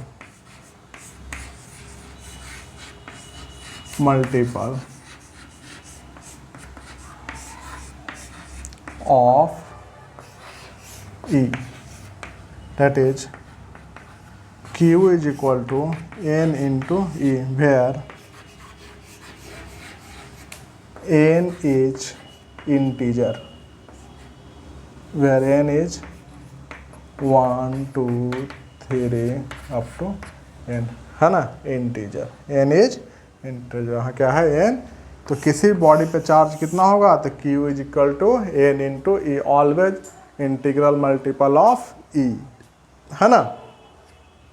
अब आप लोग कहेंगे कि सर हम लोगों ने कहीं पढ़ा है कि प्रोटॉन्स और न्यूट्रॉन्स जो होता है वो क्वार्क्स का बना होता है, और एक क्वार्क्स का चार्ज जो है +1/3 ई होता है या +2/3 ई होता है। ये आप लोगों ने कहीं कहीं पे पढ़ा होगा, किसी किसी बुक में। ठीक है, ये कहीं कहीं आप लोगों ने पढ़ा। तो ये कैसे एग्जिस्ट कर रहा, तो क्वार्क्स जो है फिजिकली एग्जिस्ट नहीं करता, क्वार्क्स फिजिकली एग्जिस्ट नहीं करता, physically exist on electrons, protons and neutrons करता। Neutrons and protons are composed of quarks, but quarks is not exist physically. Clear, तो यानी कि जब फिजिकली एग्जिस्ट ही नहीं करता है तो 1/3 और 2/3 चार्ज एग्जिस्ट नहीं करेगा। जब भी चार्ज एग्जिस्ट करेगा तो कितना करेगा, तो मिल्कन वायल ड्रॉप एक्सपेरिमेंट आप लोगों ने पढ़ा होगा केमिस्ट्री में, है ना, मिल्कन वायल ड्रॉप एक्सपेरिमेंट, उससे यह सिद्ध किया गया है कि किसी मतलब चार्ज जो है मिनिमम चार्ज कितना होता है, तो E इज इक्वल टू 1.6, मतलब मिनिमम चार्ज कितना होता है, charge of an electron, charge of an electron, और वो कितना होता है 1.6 × 10⁻19 कूलम। क्लियर, तो क्वांटाइजेशन ऑफ चार्ज समझ में आ गया। ये भी बहुत ही इंपॉर्टेंट कंसेप्ट है, इससे भी क्वेश्चन न्यूमेरिकल पूछे जाते हैं। क्लियर, अब हम लोग आते हैं, बहुत ही इंपॉर्टेंट कंसेप्ट है नेक्स्ट,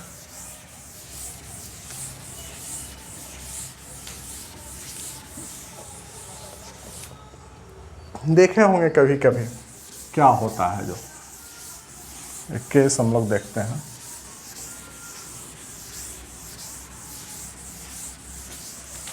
एक ग्लास रड लेते हैं, ग्लास रड, एक ग्लास रड, ठीक है।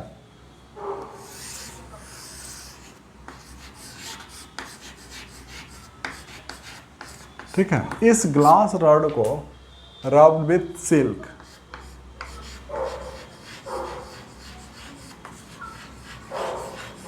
सिल्क, सिल्क के साथ इस ग्लास को क्या करते हैं, रगड़ते हैं, ठीक है। और इसको हम लोग क्या करते हैं, टांग देते हैं, इसको हैंग कर देते हैं, टांग देते हैं। ये नॉन कंडक्टिंग वायर क्या है, नॉन कंडक्टिंग वायर या इंसुलेटर है ना, जो कि नॉन कंडक्टिंग वायर से इसको टांग देते हैं, ठीक है। तो जैसे इसको सिल्क से रगड़ेंगे तो इस पर प्लस चार्ज चढ़ जाएगा। ग्लास रड को सिल्क से जब रगड़ते हैं तो इस पर पॉजिटिव चार्ज चढ़ जाता है। फिर क्या करते हैं, एक और ग्लास रड लेते हैं, उसको भी हम लोग सिल्क से रगड़ते हैं, और रगड़ने के बाद इसके नज़दीक उसको ले जाते हैं। इस ग्लास रड को, ये इंसुलेटिंग हैंडल है, हैंडल, इंसुलेटिंग हैंडल, और इससे पकड़ करके इसको इसके करीब, तो दोनों क्या एक ही चीज़ से रगड़ा गया है ना, तो यानी दोनों पे पॉजिटिव चार्ज आया, दोनों पे पॉजिटिव चार्ज आया। तो क्या होगा, हम लोग ये देखेंगे कि ये क्या कर रहा है, इसको रिपेल कर रहा है। क्या कर रहा है, एक दूसरे को रिपेल कर रहा है, रिपेल ईच अदर, रिपल्सन हो रहा, क्या हो रहा है, रिपल्सन होना, ठीक है। एक दूसरे को क्या कर रहा है, यहाँ पे रिपेल कर रहा है, एक दूसरे को में विकर्षण हो रहा है, ठीक है, अट्रैक्शन नहीं हो रहा। अब क्या करेंगे, हम लोग करते हैं एक एवोनाइट रड या प्लास्टिक रड लेते हैं, ठीक है, प्लास्टिक रड।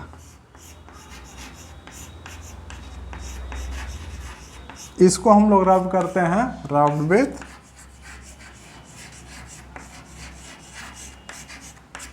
विथ फर, फर के साथ इसको रब करते हैं, रगड़ते हैं, ठीक है, रब विथ फर। तो इस पे क्या आ जाता है, निगेटिव चार्ज, क्या आ जाता है, इस पे निगेटिव चार्ज आ जाता है। जब इसको रगड़ेंगे फर के साथ, इस पे क्या हो जाएगा, निगेटिव चार्ज। और अब हम लोग क्या कहते हैं, इस निगेटिवली चार्ज रॉड को, प्लास्टिक रॉड को यहाँ पे लाते हैं, यहाँ पे निगेटिव चार्ज वाले को लाते हैं, तो क्या हो जाएगा, यहाँ अट्रैक्शन हुआ। क्या होगा, यहाँ अट्रैक्शन। यानी क्लियर हुआ, इससे ये क्लियर हुआ, चार्ज दो तरह का होता है, पॉजिटिव होता है और निगेटिव होता है, और दो पॉजिटिव चार्ज क्या करता है, एक दूसरे को रिपल्सन करता है। पॉजिटिव और निगेटिव रहता है तो क्या होता है, अट्रैक्शन होता है। पॉजिटिव और निगेटिव रहता है तो क्या होता है, अट्रैक्शन होता है ना। यानी कि like charges repel each other and unlike charges attract each other. तो नेक्स्ट कॉन्सेप्ट क्या है, like charges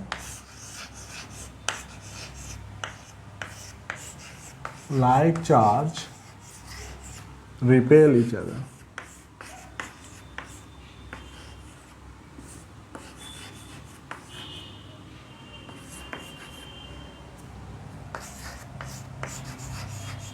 And unlike charge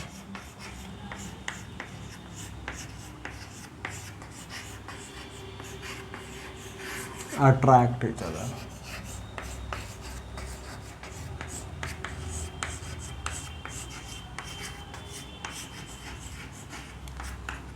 यानी कि लाइक चार्ज क्या करता है, जब similar positive positive repulsion, positive positive repulsion, positive positive क्या होगा, रिपल्सन, है ना। और पॉजिटिव निगेटिव क्या हो जाएगा, अट्रैक्शन, ठीक है।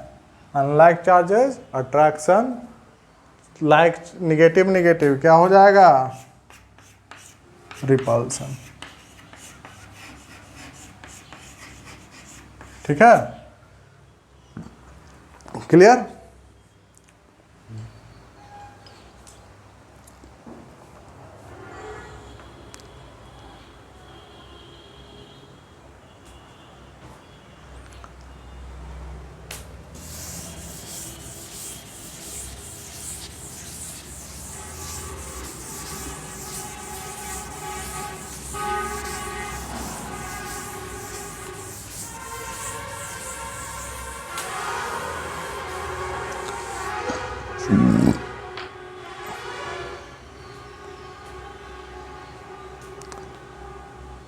एक और हम लोग बहुत इम्पोर्टेंट कॉन्सेप्ट देखते हैं, तो ये है नेक्स्ट, चार्ज इज इनवेरिएंट।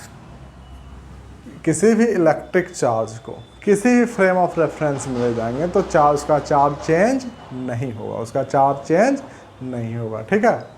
तो चार्ज क्या होगा? इनवेरिएंट।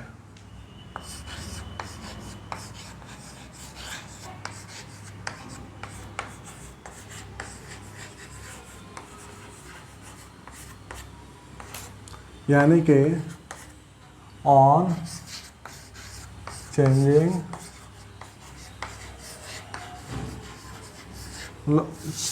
यानी कि चार्ज इज इंडिपेंडेंट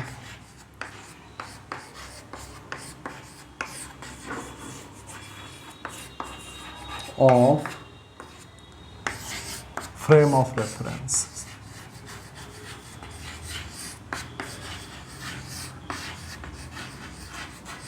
ठीक है? Charges independent of frame of reference, यानी कि कोई ऑब्जर्वर है, वो कहाँ है? ग्राउंड पे है, ठीक है? एक और ऑब्जर्वर हम लोग ले लेते हैं, वो एक्सेलरेटेड बस में है, एक गाड़ी है एक्सेलरेट कर रहा है, ठीक है? इसके अंदर एक ऑब्जर्वर बैठा हुआ है, ठीक है? तो इसमें एक बॉडी है, एक बॉडी रखा हुआ है, इस पर प्लस क्यू चार्ज है, तो इस ऑब्जर्वर के लिए भी प्लस क्यू चार्ज रहेगा, वही इस ऑब्जर्वर के लिए भी इस पे चार्ज कितना होगा? प्लस क्यू ही रहेगा, ठीक है? प्लस क्यू ही रहेगा, यानी कि चार्ज जो है independent of frame of reference होता है। फ्रेम ऑफ रेफरेंस पे किसी बॉडी का चार्ज डिपेंड नहीं करता। क्लियर? नेक्स्ट हम लोग आते हैं, हम लोग इस चैप्टर में पढ़ रहे हैं जो भी चर्चा करेंगे इलेक्ट्रोस्टैट में, वो चर्चा इसी बात की करेंगे कि कोई भी चार्ज बॉडी है या कोई भी चार्ज है वो रेस्ट में है तो उससे उसका क्या इफेक्ट है, उसका क्या इलेक्ट्रिकल इफेक्ट है, ठीक है? लेकिन आगे जैसे जैसे हम लोग बढ़ेंगे, दूसरे चैप्टर्स में जाएंगे, मैग्नेटिज्म में जाएंगे, इलेक्ट्रोमैग्नेटिज्म में जाएंगे, तो एक्सेलरेटेड चार्ज के बारे में पढ़ेंगे या मूविंग चार्ज के बारे में पढ़ेंगे। तो जाइए देखिए, charge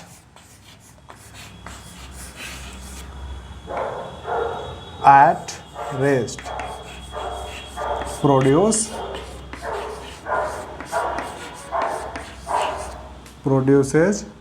electrical effect, produces or experiencing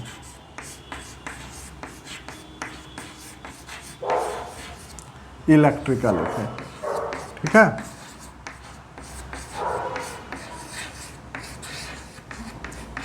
while next है charge in motion with uniform velocity, या हम लोग लिख सकते हैं चार्ज इन यूनिफॉर्म मोशन, हम लोग लिख सकते हैं charge in uniform motion produces oblique experiences electrical as well as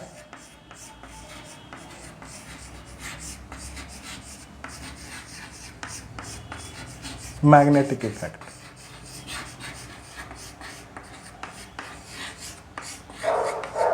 ठीक है? इसमें क्या होगा? इलेक्ट्रिकल इफेक्ट भी होगा और मैग्नेटिक इफेक्ट भी होगा।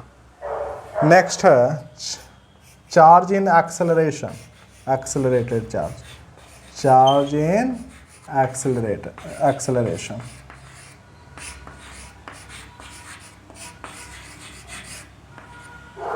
ये तो प्रोड्यूस करेगा ही, electric and magnetic field effect तो प्रोड्यूस करेगा ही, साथ साथ क्या करेगा, ऑल्सो इमिट्स एनर्जी, ये एनर्जी भी इमिट करेगा। ठीक है, चार्ज इन मोशन क्या करेगा, रेडिएट्स लिख देते हैं, radiates energy.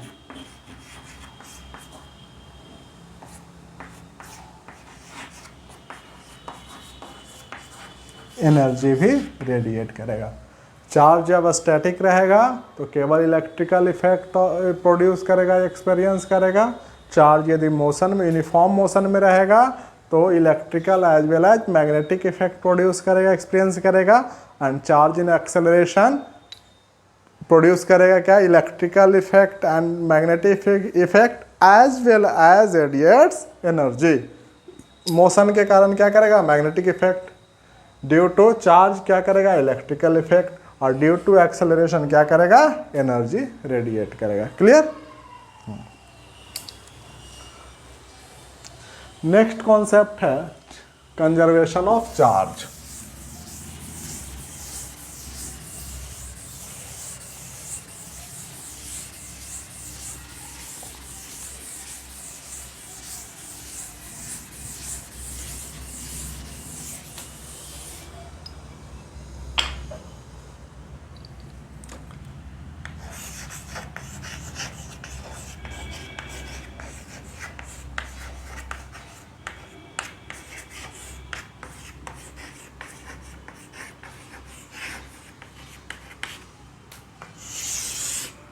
Conservation of charge, हम लोग कोई आइसोलेटेड सिस्टम लेते, कंसीडर करते हैं।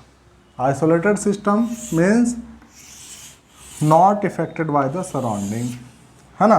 एक आइसोलेटेड सिस्टम लेते हैं, इसमें दो ऑब्जेक्ट बॉडी लेते हैं, दो बॉडी लेते हैं, एक पे प्लस Q1 चार्ज और दूसरे पे माइनस Q1 चार्ज। दोनों बॉडी को हम लोग क्या करते हैं, कांटेक्ट कराते हैं। तो क्या हो जाएगा टोटल चार्ज, इस पर टोटल चार्ज हो जाएगा प्लस Q1 माइनस Q1 यानी कि 0। चार्ज कितना हो गया, दोनों को कांटेक्ट में लाए तो चार्ज कितना हो गया, 0। ये क्या हुआ, चार्ज डिसअपियर हो गया, चार्ज डिसअपियर हो गया, लेकिन total charge of the system does not change.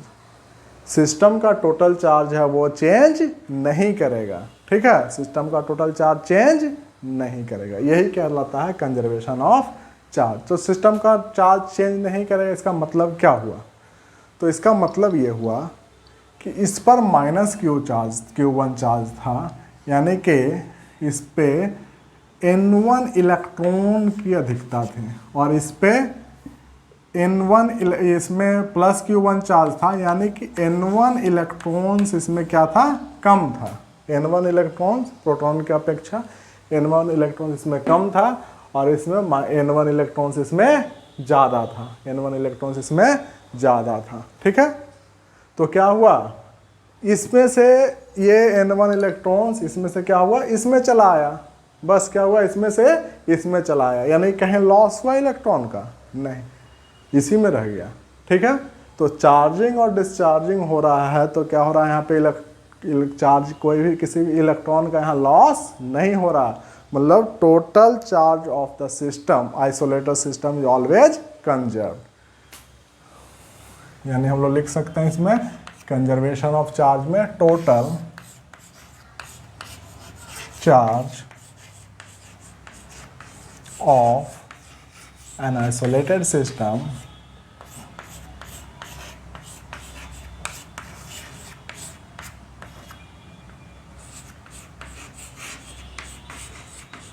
is always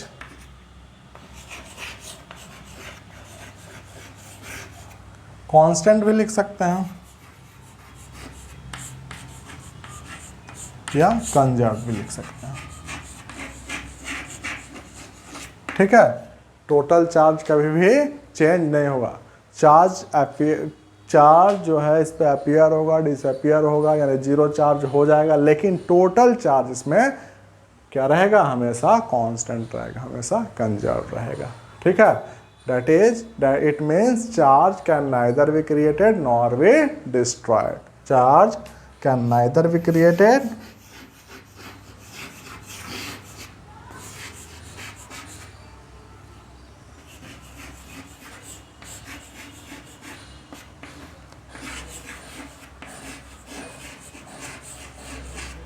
nor be destroyed.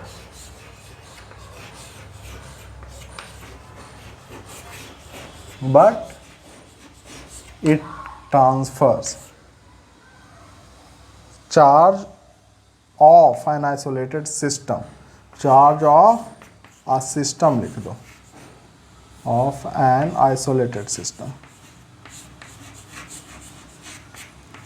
Neither be created nor be destroyed, but charge of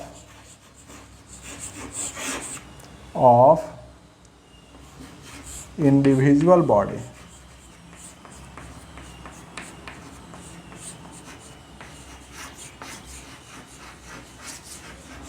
can change, है ना। किसी इंडिविजुअल बॉडी लेंगे किसी सिस्टम का तो उसका चार्ज चेंज करेगा, लेकिन होल सिस्टम का चार्ज ना तो क्रिएट होगा ना ही डिस्ट्रॉय होगा। इसको हम लोग क्या कहेंगे, कंजर्वेशन ऑफ चार्ज कहेंगे। क्या कहेंगे, कंजर्वेशन ऑफ चार्ज। जैसे हम लोग एग्जांपल लिए थे अभी क्या चीज का, एक ग्लास रड का एग्जांपल लिए थे, जिसको हम लोग क्या, ग्लास रड को रब किए थे क्या, जिसे रब्ड विथ सिल्क, है ना, सिल्क के साथ इसको क्या किए थे, रब किए थे, तो इस पे क्या हो गया था, पॉजिटिव चार्ज आ गया था, किस पे, ग्लास रड पे। तो सपोज करिए प्लस क्यू चार्ज इस पे ग्लास रड पे आया, तो जो सिल्क था, जिस सिल्क से इसको रगड़ा गया था, उस सिल्क पे माइनस क्यू चार्ज आएगा। ठीक है, यदि ये दोनों को हम लोग एक आइसोलेटेड सिस्टम मान लें, यानी केवल यही दोनों सिस्टम में है, यानी इससे इसको रगड़े तो इसमें से इलेक्ट्रॉन गया तो किस में रह गया, सिल्क में आ गया, यानी कि जितना इलेक्ट्रॉन इस ग्लास से ट्रांसफर होकर के सिल्क में गया है, उतना सिल्क के लिए एक्सेस इलेक्ट्रॉन्स हो गया, तो इस पे सिल्क पे उतना अमाउंट ऑफ निगेटिव चार्ज आ जाएगा। ठीक है, तो क्वांटाइजेशन ऑफ चार्ज समझ गए, यानी कि जहां कहीं भी चार्ज क्रिएट हो रहा है तो equal amount of other charge will also appear. ठीक है, एक चार्ज कहीं अपीयर हो रहा है तो दूसरा भी अपीयर होगा। ठीक है, वो इक्वल अमाउंट ऑफ दूसरा चार्ज भी अपीयर होगा, यानी कि यदि पॉजिटिव चार्ज बन रहा है तो equal amount of negative charge भी दूसरे। Charge always resides, charge always resides on the outer surface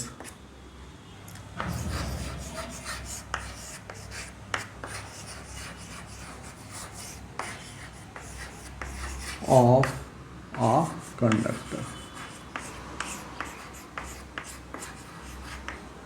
किसी भी कंडक्टर के चार्ज जो है किसी भी कंडक्टर के आउटर सरफेस पे ही रहता है। ठीक है, inside the conductor charge is always zero. ठीक है, सपोज करिए ये एक कंडक्टर है। ठीक है,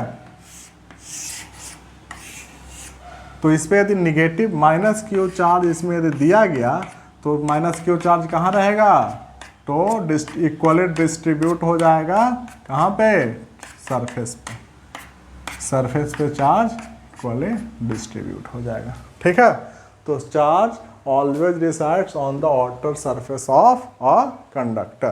Charge always resides on the outer surface of conductor। ठीक है, इसी तरह से और भी हम लोग एग्जांपल ले सकते हैं। सपोज करिए एक हम लोग सॉलिड स्फीयर ले लिए, क्या ले लिए, सॉलिड स्फीयर। मेटालिक, मेटल का है ना, क्या चीज़ का है, मेटल, यानी कंडक्टर। मेटल लिखने का मतलब हो गया सिंपल कंडक्टर, ठीक है। तो इस पे यदि प्लस क्यू चार्ज देंगे तो प्लस क्यू चार्ज क्या हो जाएगा, आउटर सरफेस पे डिस्ट्रीब्यूट हो जाएगा। तो electric charge inside the conductor क्या हो गया, zero. Inside the conductor charge क्या हो गया, जीरो, ठीक है। इनर सरफेस पे चार्ज क्या हो जाएगा, इस पे चार्ज जीरो हो जाएगा, Q is equal to zero. Inner surface क्या रहेगा, तो इनर सरफेस न्यूट्रल रहेगा। क्या इसे, है ना, क्या मैकेनिज्म है इसका, वो समझते हैं। सपोज करिए कि हम ये Q चार्ज जो है किसी तरह से इसके अंदर यहाँ इंजेक्ट कर दिया, ठीक है, प्लस Q चार्ज, ठीक है। तो ये जो प्लस Q चार्ज इंजेक्ट कर दिए तो इसके नज़दीक में जो रहेगा आइटम्स, उसके बाहरी कक्षा में जो इलेक्ट्रॉन्स रहेगा वो इसको अपने ओर क्या कर लेगा, अट्रैक्ट कर लेगा, ठीक है, अट्रैक्ट कर लेगा, ठीक है। तो यहाँ पे क्या हो गया, प्लस चार्ज चढ़ जाएगा, जहाँ जहाँ से इलेक्ट्रॉन्स हटा वहाँ क्या हो जाएगा, प्लस चार्ज चढ़ जाएगा। ये फिर क्या करेगा, ये इसके बाहर जो रहेगा इलेक्ट्रॉन्स, उसमें से बाहर एटम रहेगा उसमें से इलेक्ट्रॉन्स खींच लेगा।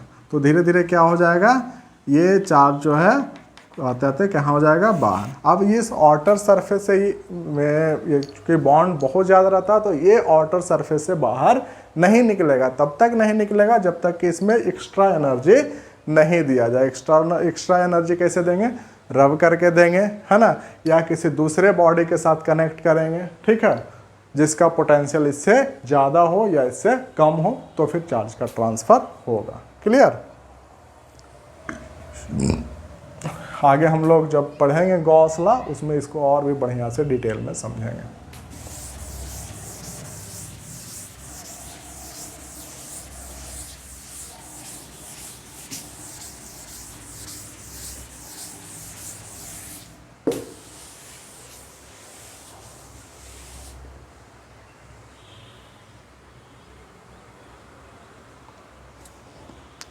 अब कोई कंडक्टर लेते हैं, वो यूनिफॉर्म सरफेस नहीं है उसका, एक कोई कंडक्टर इस तरह का कंडक्टर ले लिए, ठीक है, इस तरह का कंडक्टर, है ना, यानी कि इसका सरफेस क्या है, यूनिफॉर्म नहीं है, इसका सरफेस क्या है, यूनिफॉर्म नहीं है। तो जब इस पे हम लोग चार्ज डालेंगे, जब इस पे हम लोग Q चार्ज डालेंगे, प्लस Q चार्ज, तो क्या ये सभी जगह पे चार्ज इक्वल अमाउंट में डिस्ट्रीब्यूट होगा, चार्ज क्या सभी जगह पे इक्वल है, इसको और हम लोग इस तरह से बना देते हैं, क्या चार्ज सभी जगह इक्वल अमाउंट में डिस्ट्रीब्यूट होगा, तो इसका आंसर है नहीं। क्यों, तो इसका कॉन्सेप्ट है charge, the surface charge density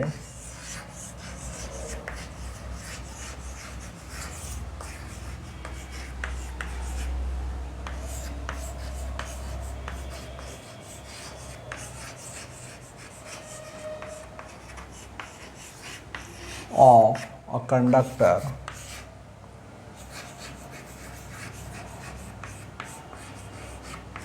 is inversely proportional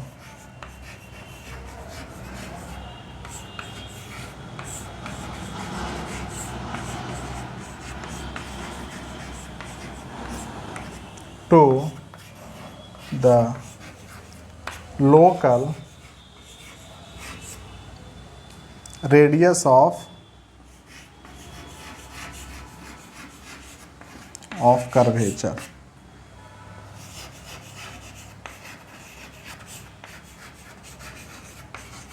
of the surface। मतलब क्या हुआ, तो हम लोग देखते हैं लोकल रेडियस ऑफ कर्वेचर का मतलब क्या हुआ। तो हम लोग इसको एक रेडियस, एक ये बनाते हैं सर्किल, उसी तरह से इसका लेते हैं R1, है ना, इसको एक सर्किल बनाते हैं, इसका लेते हैं R2, एक इसका एक सर्किल बनाते हैं, इसका लेते हैं R3, ठीक है। इसका एक सर्किल बनाते हैं, इसका लेते हैं R4, इसी तरह से इसका एक सर्किल बनाते हैं R5, है ना। तो जिसका रेडियस ज़्यादा है वहाँ पर सरफेस डेंसिटी क्या होगा, कम होगा, जिसका रेडियस कम है वहाँ सरफेस डेंसिटी क्या होगा, ज़्यादा होगा, ठीक है। तो the surface charge density of a conductor is inversely proportional to the local radius of curvature of the surface। Clear, clear है। चलिए, यानी कि sigma is inversely proportional to local radius of curvature of the surface. जहाँ पे radius कम रहेगा वहाँ पे surface charge density ज़्यादा रहेगा। इसका उपयोग हम लोग कहाँ करते हैं, तो अपने बिल्डिंग को लाइटनिंग से बचाने के लिए। आगे हम लोग पढ़ेंगे, जब हम लोग पढ़ेंगे ये कैपेसिटेंस, तो उसमें एक है कोरोना डिस्चार्ज पढ़ने का। उस कोरोना डिस्चार्ज में हम लोग समझेंगे कि क्या होता है, ठीक है। और आप लोग ऐसे भी आप लोग देखते होंगे फ्रिज वगैरह आपके घर में रहता है, तो उस फ्रिज का जो ये होता है, ये जो होता है, वहाँ पे आप देखेंगे तो आपको छूने पे कभी कभी आपको वहाँ पे करंट का एक्सपीरियंस होता है, झटका एक्सपीरियंस होता है, ठीक है। तो इसी वजह से, क्योंकि उस किनारे में क्या होता है, सरफेस एरिया कम होता है, तो वहाँ पे चार्ज डेंसिटी ज़्यादा रहता है, ठीक है। नेक्स्ट है charging of conductor.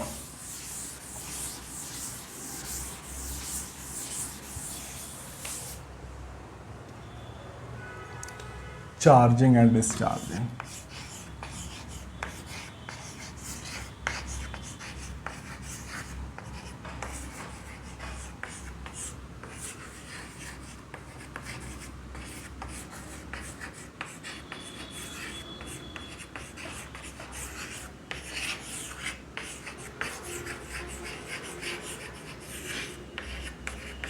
Charging and discharging of a body. तो एक है चार्जिंग बाय कंडक्शन।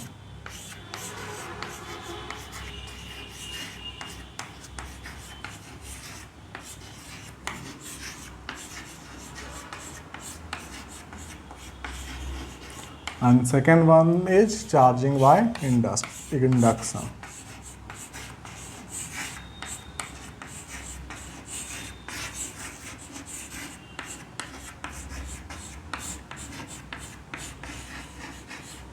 ठीक है। Charging by conduction means there is a physical contact, there is a physical contact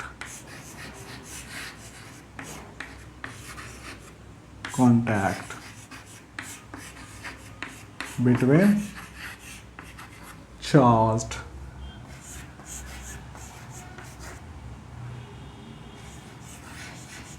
and uncharged body, या physical contact between the bodies लिख दो। निश्चित रूप से एक होगा जो चार्ज करने वाला होगा, एक होगा जो अनचार्ज्ड होगा, ठीक है। तो उसको हम लोग क्या बोलेंगे, चार्जिंग ऑफ बाय कंडक्शन। जैसे एग्जांपल लेते हैं, ये एक बॉडी हो गया, इसका रेडियस एक स्फेरिकल बॉडी हो गया, इसका रेडियस r हो गया। इस पर सपोज करिए प्लस q चार्ज है, ठीक है। और एक और बॉडी ले लिए, इस सिमिलर बॉडी, इसका भी रेडियस r ही है और ये अनचार्ज्ड है, ठीक है, अनचार्ज्ड है। और इस दोनों को कनेक्ट करते हैं कंडक्टिंग वायर से। क्या है ये, कंडक्टिंग वायर।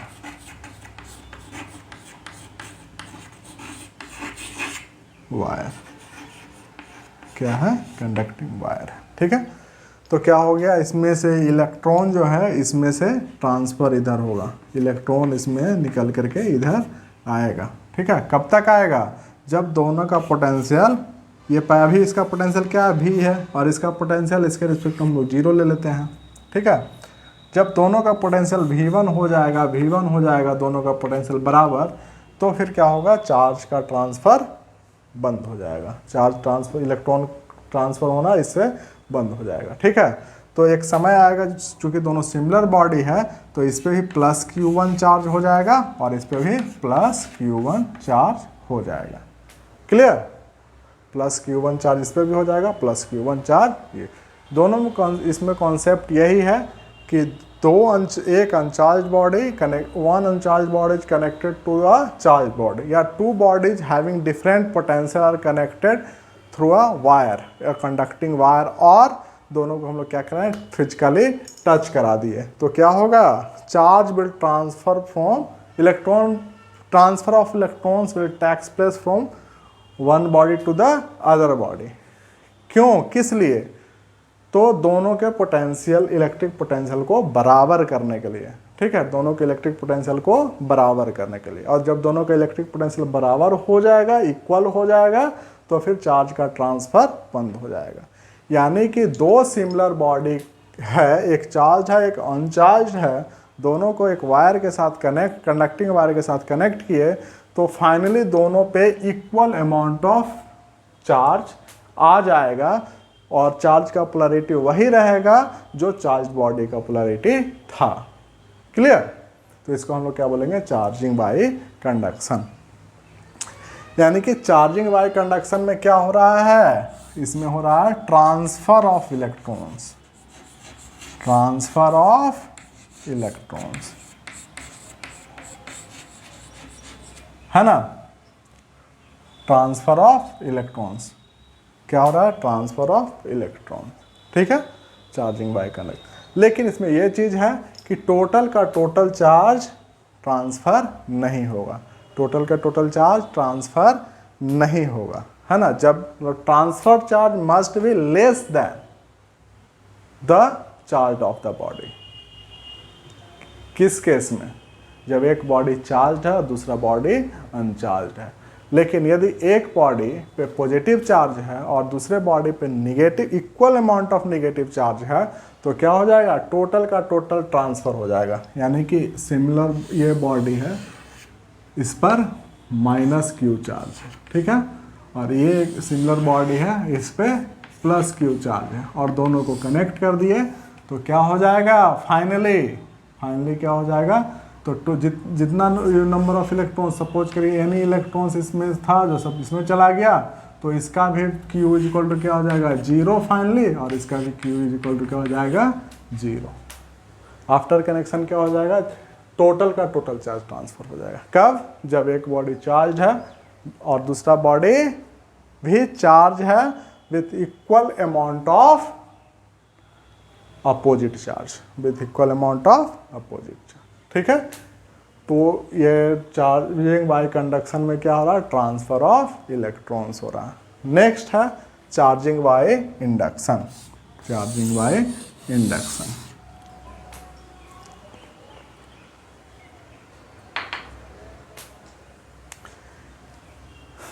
इस केस में कॉन्सेप्ट ये है, there is no physical contact, there is no physical contact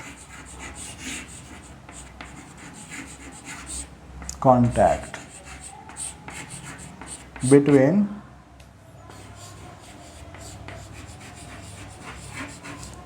inducing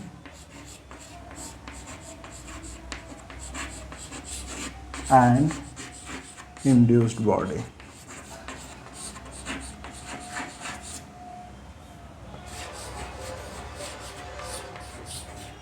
ठीक है, चार्जिंग बाय इंडक्शन में क्या होगा, कोई फिजिकल कांटेक्ट नहीं होगा। चार्जिंग बाय इंडक्शन में क्या होगा, कोई फिजिकल कांटेक्ट नहीं होगा। तो कैसे होगा चार्ज, ये हम लोग देखते हैं चार्जिंग कैसे होगा जो। तो देखिए, जिसे हम लोग लिए थे, एक सपोज करिए ग्लास रड है ना, रब्ड विथ सिल्क, तो इस पे क्या आ जाएगा, पॉजिटिव चार्ज आ जाएगा, पॉजिटिव चार्ज। ठीक है, इस पर पॉजिटिव चार्ज आ गया।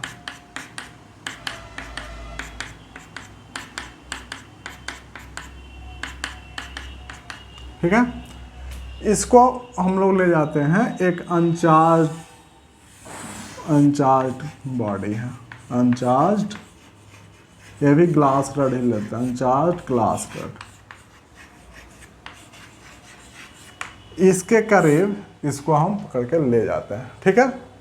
जब इसके करीब हम ले जाएंगे तो क्या हम लोगों ने पढ़ा है कि पॉजिटिव चार्ज जो है वो निगेटिव चार्ज को अट्रैक्ट करता है, पॉजिटिव चार्ज जो है वो निगेटिव चार्ज को अट्रैक्ट करता है।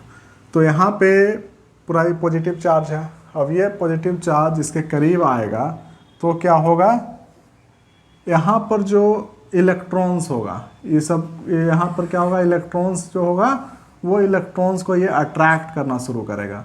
तो इधर जो इलेक्ट्रॉन्स होगा, ये सब इलेक्ट्रॉन्स जो होगा, है ना, ये सभी इलेक्ट्रॉन्स को क्या करेगा, ये अट्रैक्ट करना शुरू करेगा। कहाँ, यहाँ पे अट्रैक्ट होना, ये सभी इलेक्ट्रॉन्स यहाँ पे अट्रैक्ट होना आना शुरू हो जाएगा, ठीक है।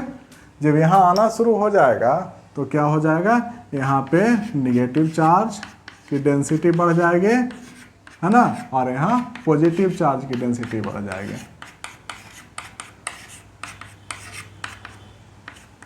एक एंड पे क्या हुआ, नेगेटिव चार्ज का डेंसिटी बढ़ गया, और एक एंड पे क्या हुआ, पॉजिटिव चार्ज का डेंसिटी बढ़ गया, ठीक है। एक एंड पे क्या हुआ, नेगेटिव चार्ज का डेंसिटी बढ़ गया इस एंड पे, और इस एंड पे पॉजिटिव चार्ज का डेंसिटी बढ़ गया। और जितना इधर बढ़ेगा उतना ही उधर, सॉरी इधर निगेटिव ना, निगेटिव,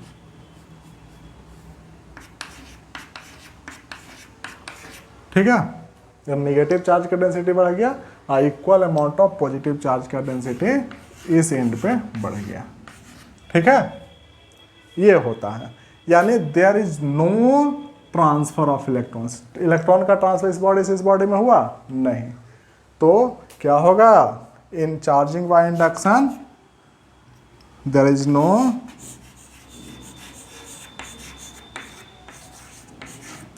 एनी ट्रांसफर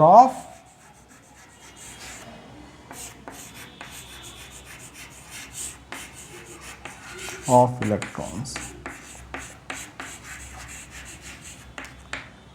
इलेक्ट्रॉन का ट्रांसफर एक बॉडी से दूसरे बॉडी में नहीं होगा, ठीक है। और जो अब देखिए यहाँ पे हमने पॉजिटिव चार्ज ले गए थे, इस एंड पे क्या हुआ, नेगेटिव चार्ज, यानी कि induced charge is always opposite to the inducing charge, ठीक है। तो नेक्स्ट कंसेप्ट क्या हो गया, in charging by induction induced charge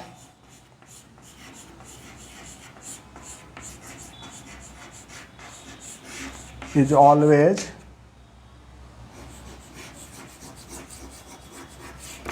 opposite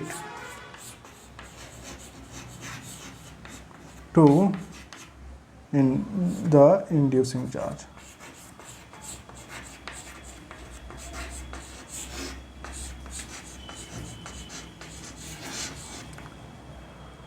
है ना, इंड्यूसिंग चार्ज किसको कहेंगे, जो इसको इंडक्शन के लिए मजबूर किया, है ना, यानी कि ये हो गया इंड्यूसिंग बॉडी और ये हो गया इंड्यूस्ड बॉडी, ठीक है। तो induced charge always opposite to the inducing charge, inducing charge, ठीक है। Induced charge is always opposite to the inducing charge. Quantity कितना होगा,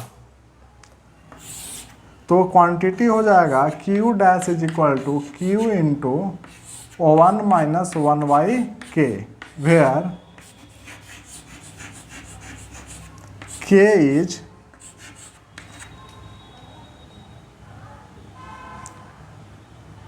डाइलेक्ट्रिक कांस्टेंट। हम लोग पढ़ेंगे आगे,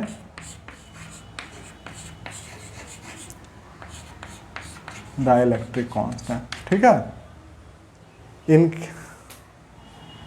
इंड्यूस्ड चार्ज, ये क्यू डैश क्या है, induced charge, induced charge is equal to Q हो गया इंड्यूसिंग चार्ज, इसका चार्ज कितना हो गया क्यू, तो ये कितना हो जाएगा क्यू डैश, इस पर कितना चार्ज चढ़ेगा क्यू डैश, और Q dash is equal to कितना हुआ Q into 1 minus 1 by K. In case of conductor, in case of conductor conductor का डाइलेक्ट्रिक कांस्टेंट होता है इन्फिनिटी। डाइलेक्ट्रिक कांस्टेंट कंडक्टर का कितना होता है? Infinity. So inducing charge, induced charge is equal to inducing charge. जो charge इस पे होगा उतना ही अमाउंट ऑफ चार्ज इस कंडक्टर पे भी इंड्यूस्ड होगा, है ना, इन केस ऑफ कंडक्टर। ठीक है। एक चीज और, जब there is no transfer of charge, there is no transfer of electrons, electrons का ट्रांसफर नहीं हो रहा है तो क्या होगा? Mass will never change. Mass क्या होगा? चेंज नहीं करेगा। इन केस ऑफ, यहां लिख देते हैं, इन case of charging by induction the mass of inducing body and induced body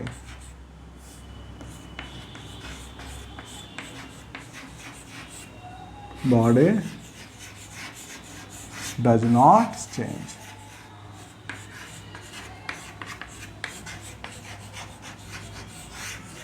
ठीक है।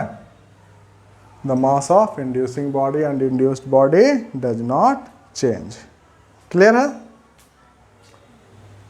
तो ये था charging by induction and charging by conduction. तो चार्जिंग बाय कंडक्शन में हम लोगों ने क्या क्या देखा? तो चार्जिंग बाय कंडक्शन में क्या होता है? चार्ज का ट्रांसफ़र होता है। चार्ज का ट्रांसफ़र होता है। यदि एक बॉडी चार्ज्ड है और उसको हम लोग किसी कंडक्टिंग वायर से या फिजिकल कांटेक्ट कराते हैं किसी अनचार्ज बॉडी के साथ, तो क्या हो जाता है? दोनों के बीच इलेक्ट्रॉन का ट्रांसफ़र होता है और इसके कारण चार्ज जो है, एक पे जो पहले से चार्ज था उसका चार्ज घटेगा और दूसरे का इक्वल, दूसरे के जितना इस पर चार्ज घटेगा उतना उस पर चार्ज बढ़ जाएगा। यानी दोनों बॉडी, यदि दोनों सिमिलर बॉडी है ना, एक ही तरह का बॉडी दोनों है, तो दोनों पे similar equal amount of charges दोनों पे आ जाएगा। और जो इक्वल अमाउंट ऑफ चार्जेज आएगा, ये जो चार्ज बॉडी था उसके चार्ज से क्या होगा? कम होगा। ठीक है। यहाँ पर क्या हो रहा है चार्जिंग बाय कंडक्शन में? तो चूंकि इलेक्ट्रॉन्स का ट्रांसफ़र हो रहा है तो मास ऑफ चार्जिंग बॉडी, है ना, mass of charging body and mass of charge body will change. ठीक है। और चार्जिंग बाय कंडक्शन में क्या हो रहा है कि चार्ज का ट्रांसफ़र तब तक होता है जब तक दोनों का पोटेंशियल डिफरेंस बराबर नहीं हो जाता। जब दोनों का पोटेंशियल डिफरेंस बराबर हो गया, इलेक्ट्रिक पोटेंशियल दोनों का बराबर हो गया, तो क्या हो जाता है? चार्ज का ट्रांसफ़र रुक जाता है। क्लियर? ये था। अब नेक्स्ट आता है charging by induction. Charging by induction में कोई फिजिकल कांटेक्ट, दो इंड्यूस्ड बॉडी और इंड्यूसिंग बॉडी के बीच में कोई फिजिकल कांटेक्ट नहीं होता है। इस केस में क्या होता है? जब फिजिकल कांटेक्ट नहीं हुआ तो इलेक्ट्रॉन का ट्रांसफ़र भी नहीं हुआ, इलेक्ट्रॉन का ट्रांसफ़र भी नहीं हुआ। ठीक है। और इलेक्ट्रॉन का ट्रांसफ़र नहीं हुआ तो मास भी वैरी नहीं करेगा, मास भी वैरी नहीं करेगा। और इस केस में क्या देख रहे हैं चार्जिंग बाय इंडक्शन में? जो इंड्यूसिंग चार्ज है वो इंड्यूस चार्ज के क्या होगा? अपोजिट होगा। ठीक है। इंड्यूसिंग चार्ज है वो इंड्यूस चार्ज के क्या होगा? अपोजिट होगा। क्लियर? और amount of induce charge equal to कितना हो जाएगा? तो inducing charge Q into 1 minus 1/k, where K is dielectric constant. In case of conductor K क्या होता है? इन्फिनिटी होता है। तो induce charge equal to inducing charge. Clear है? नेक्स्ट है चार्जिंग बाय फ्रिक्शन। तीसरा,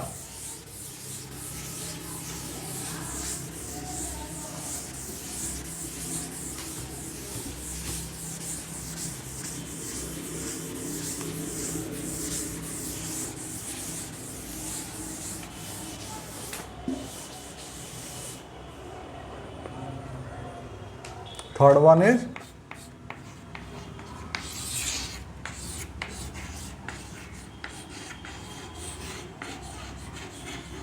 चार्जिंग बाय फ्रिक्शन।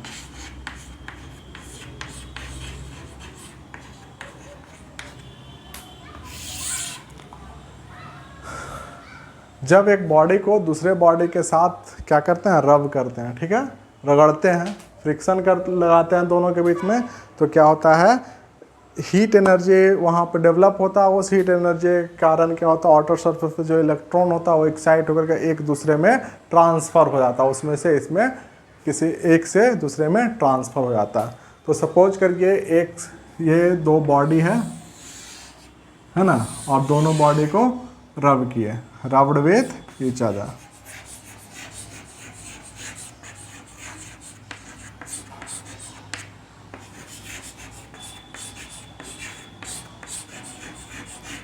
तो इसमें किसी एक में से इलेक्ट्रॉन दूसरे में जाएगा। तो सपोज करिए इसमें से n नंबर ऑफ इलेक्ट्रॉन्स इसमें चला आया, तो Ne पॉजिटिव चार्ज इस पे चढ़ जाएगा और Ne निगेटिव चार्ज इस पे चढ़ जाएगा। ठीक है,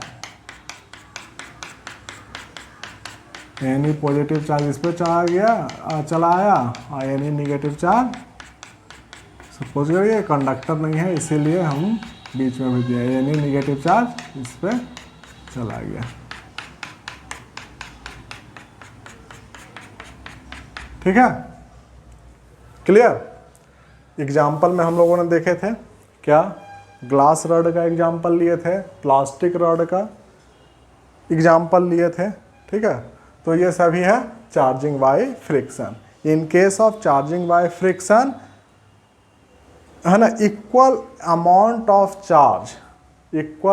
of charge appeared on both the body, दोनों बॉडी पे equal amount of charge appear होगा, लेकिन polarity of the charge on both the body are different.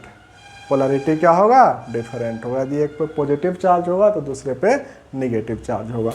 In case of example हम लोग ले लेते हैं, when glass rod is rubbed with silk,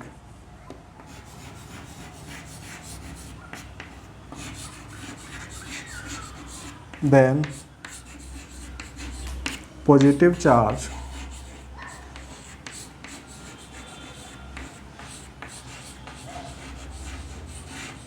will appear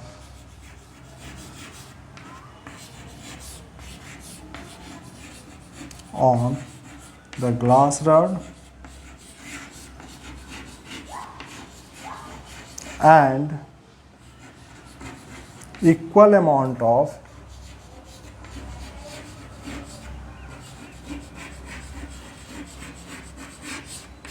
negative charge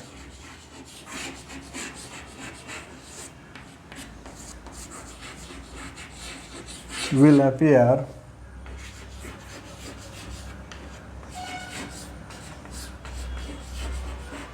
on the silk। Clear. यदि glass rod को silk के साथ हम लोग रब करते हैं, रगड़ते हैं, तो क्या होता है, ग्लास रॉड पे यदि प्लस क्यू चार्ज चढ़ता है तो माइनस क्यू चार्ज किस पे, सिल्क पे चढ़ जाएगा। ठीक है, next example, example number B,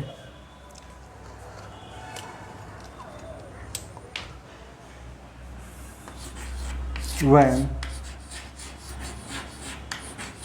plastic rod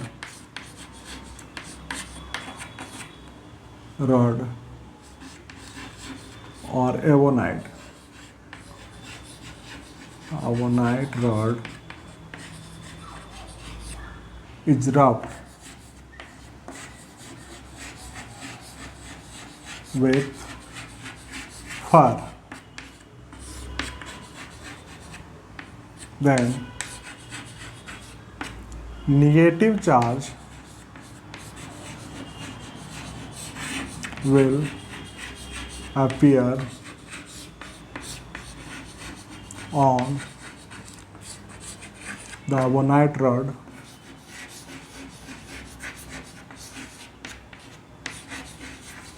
and equal amount of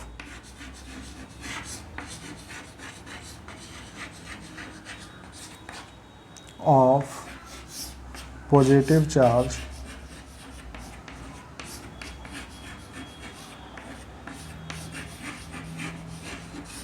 will appear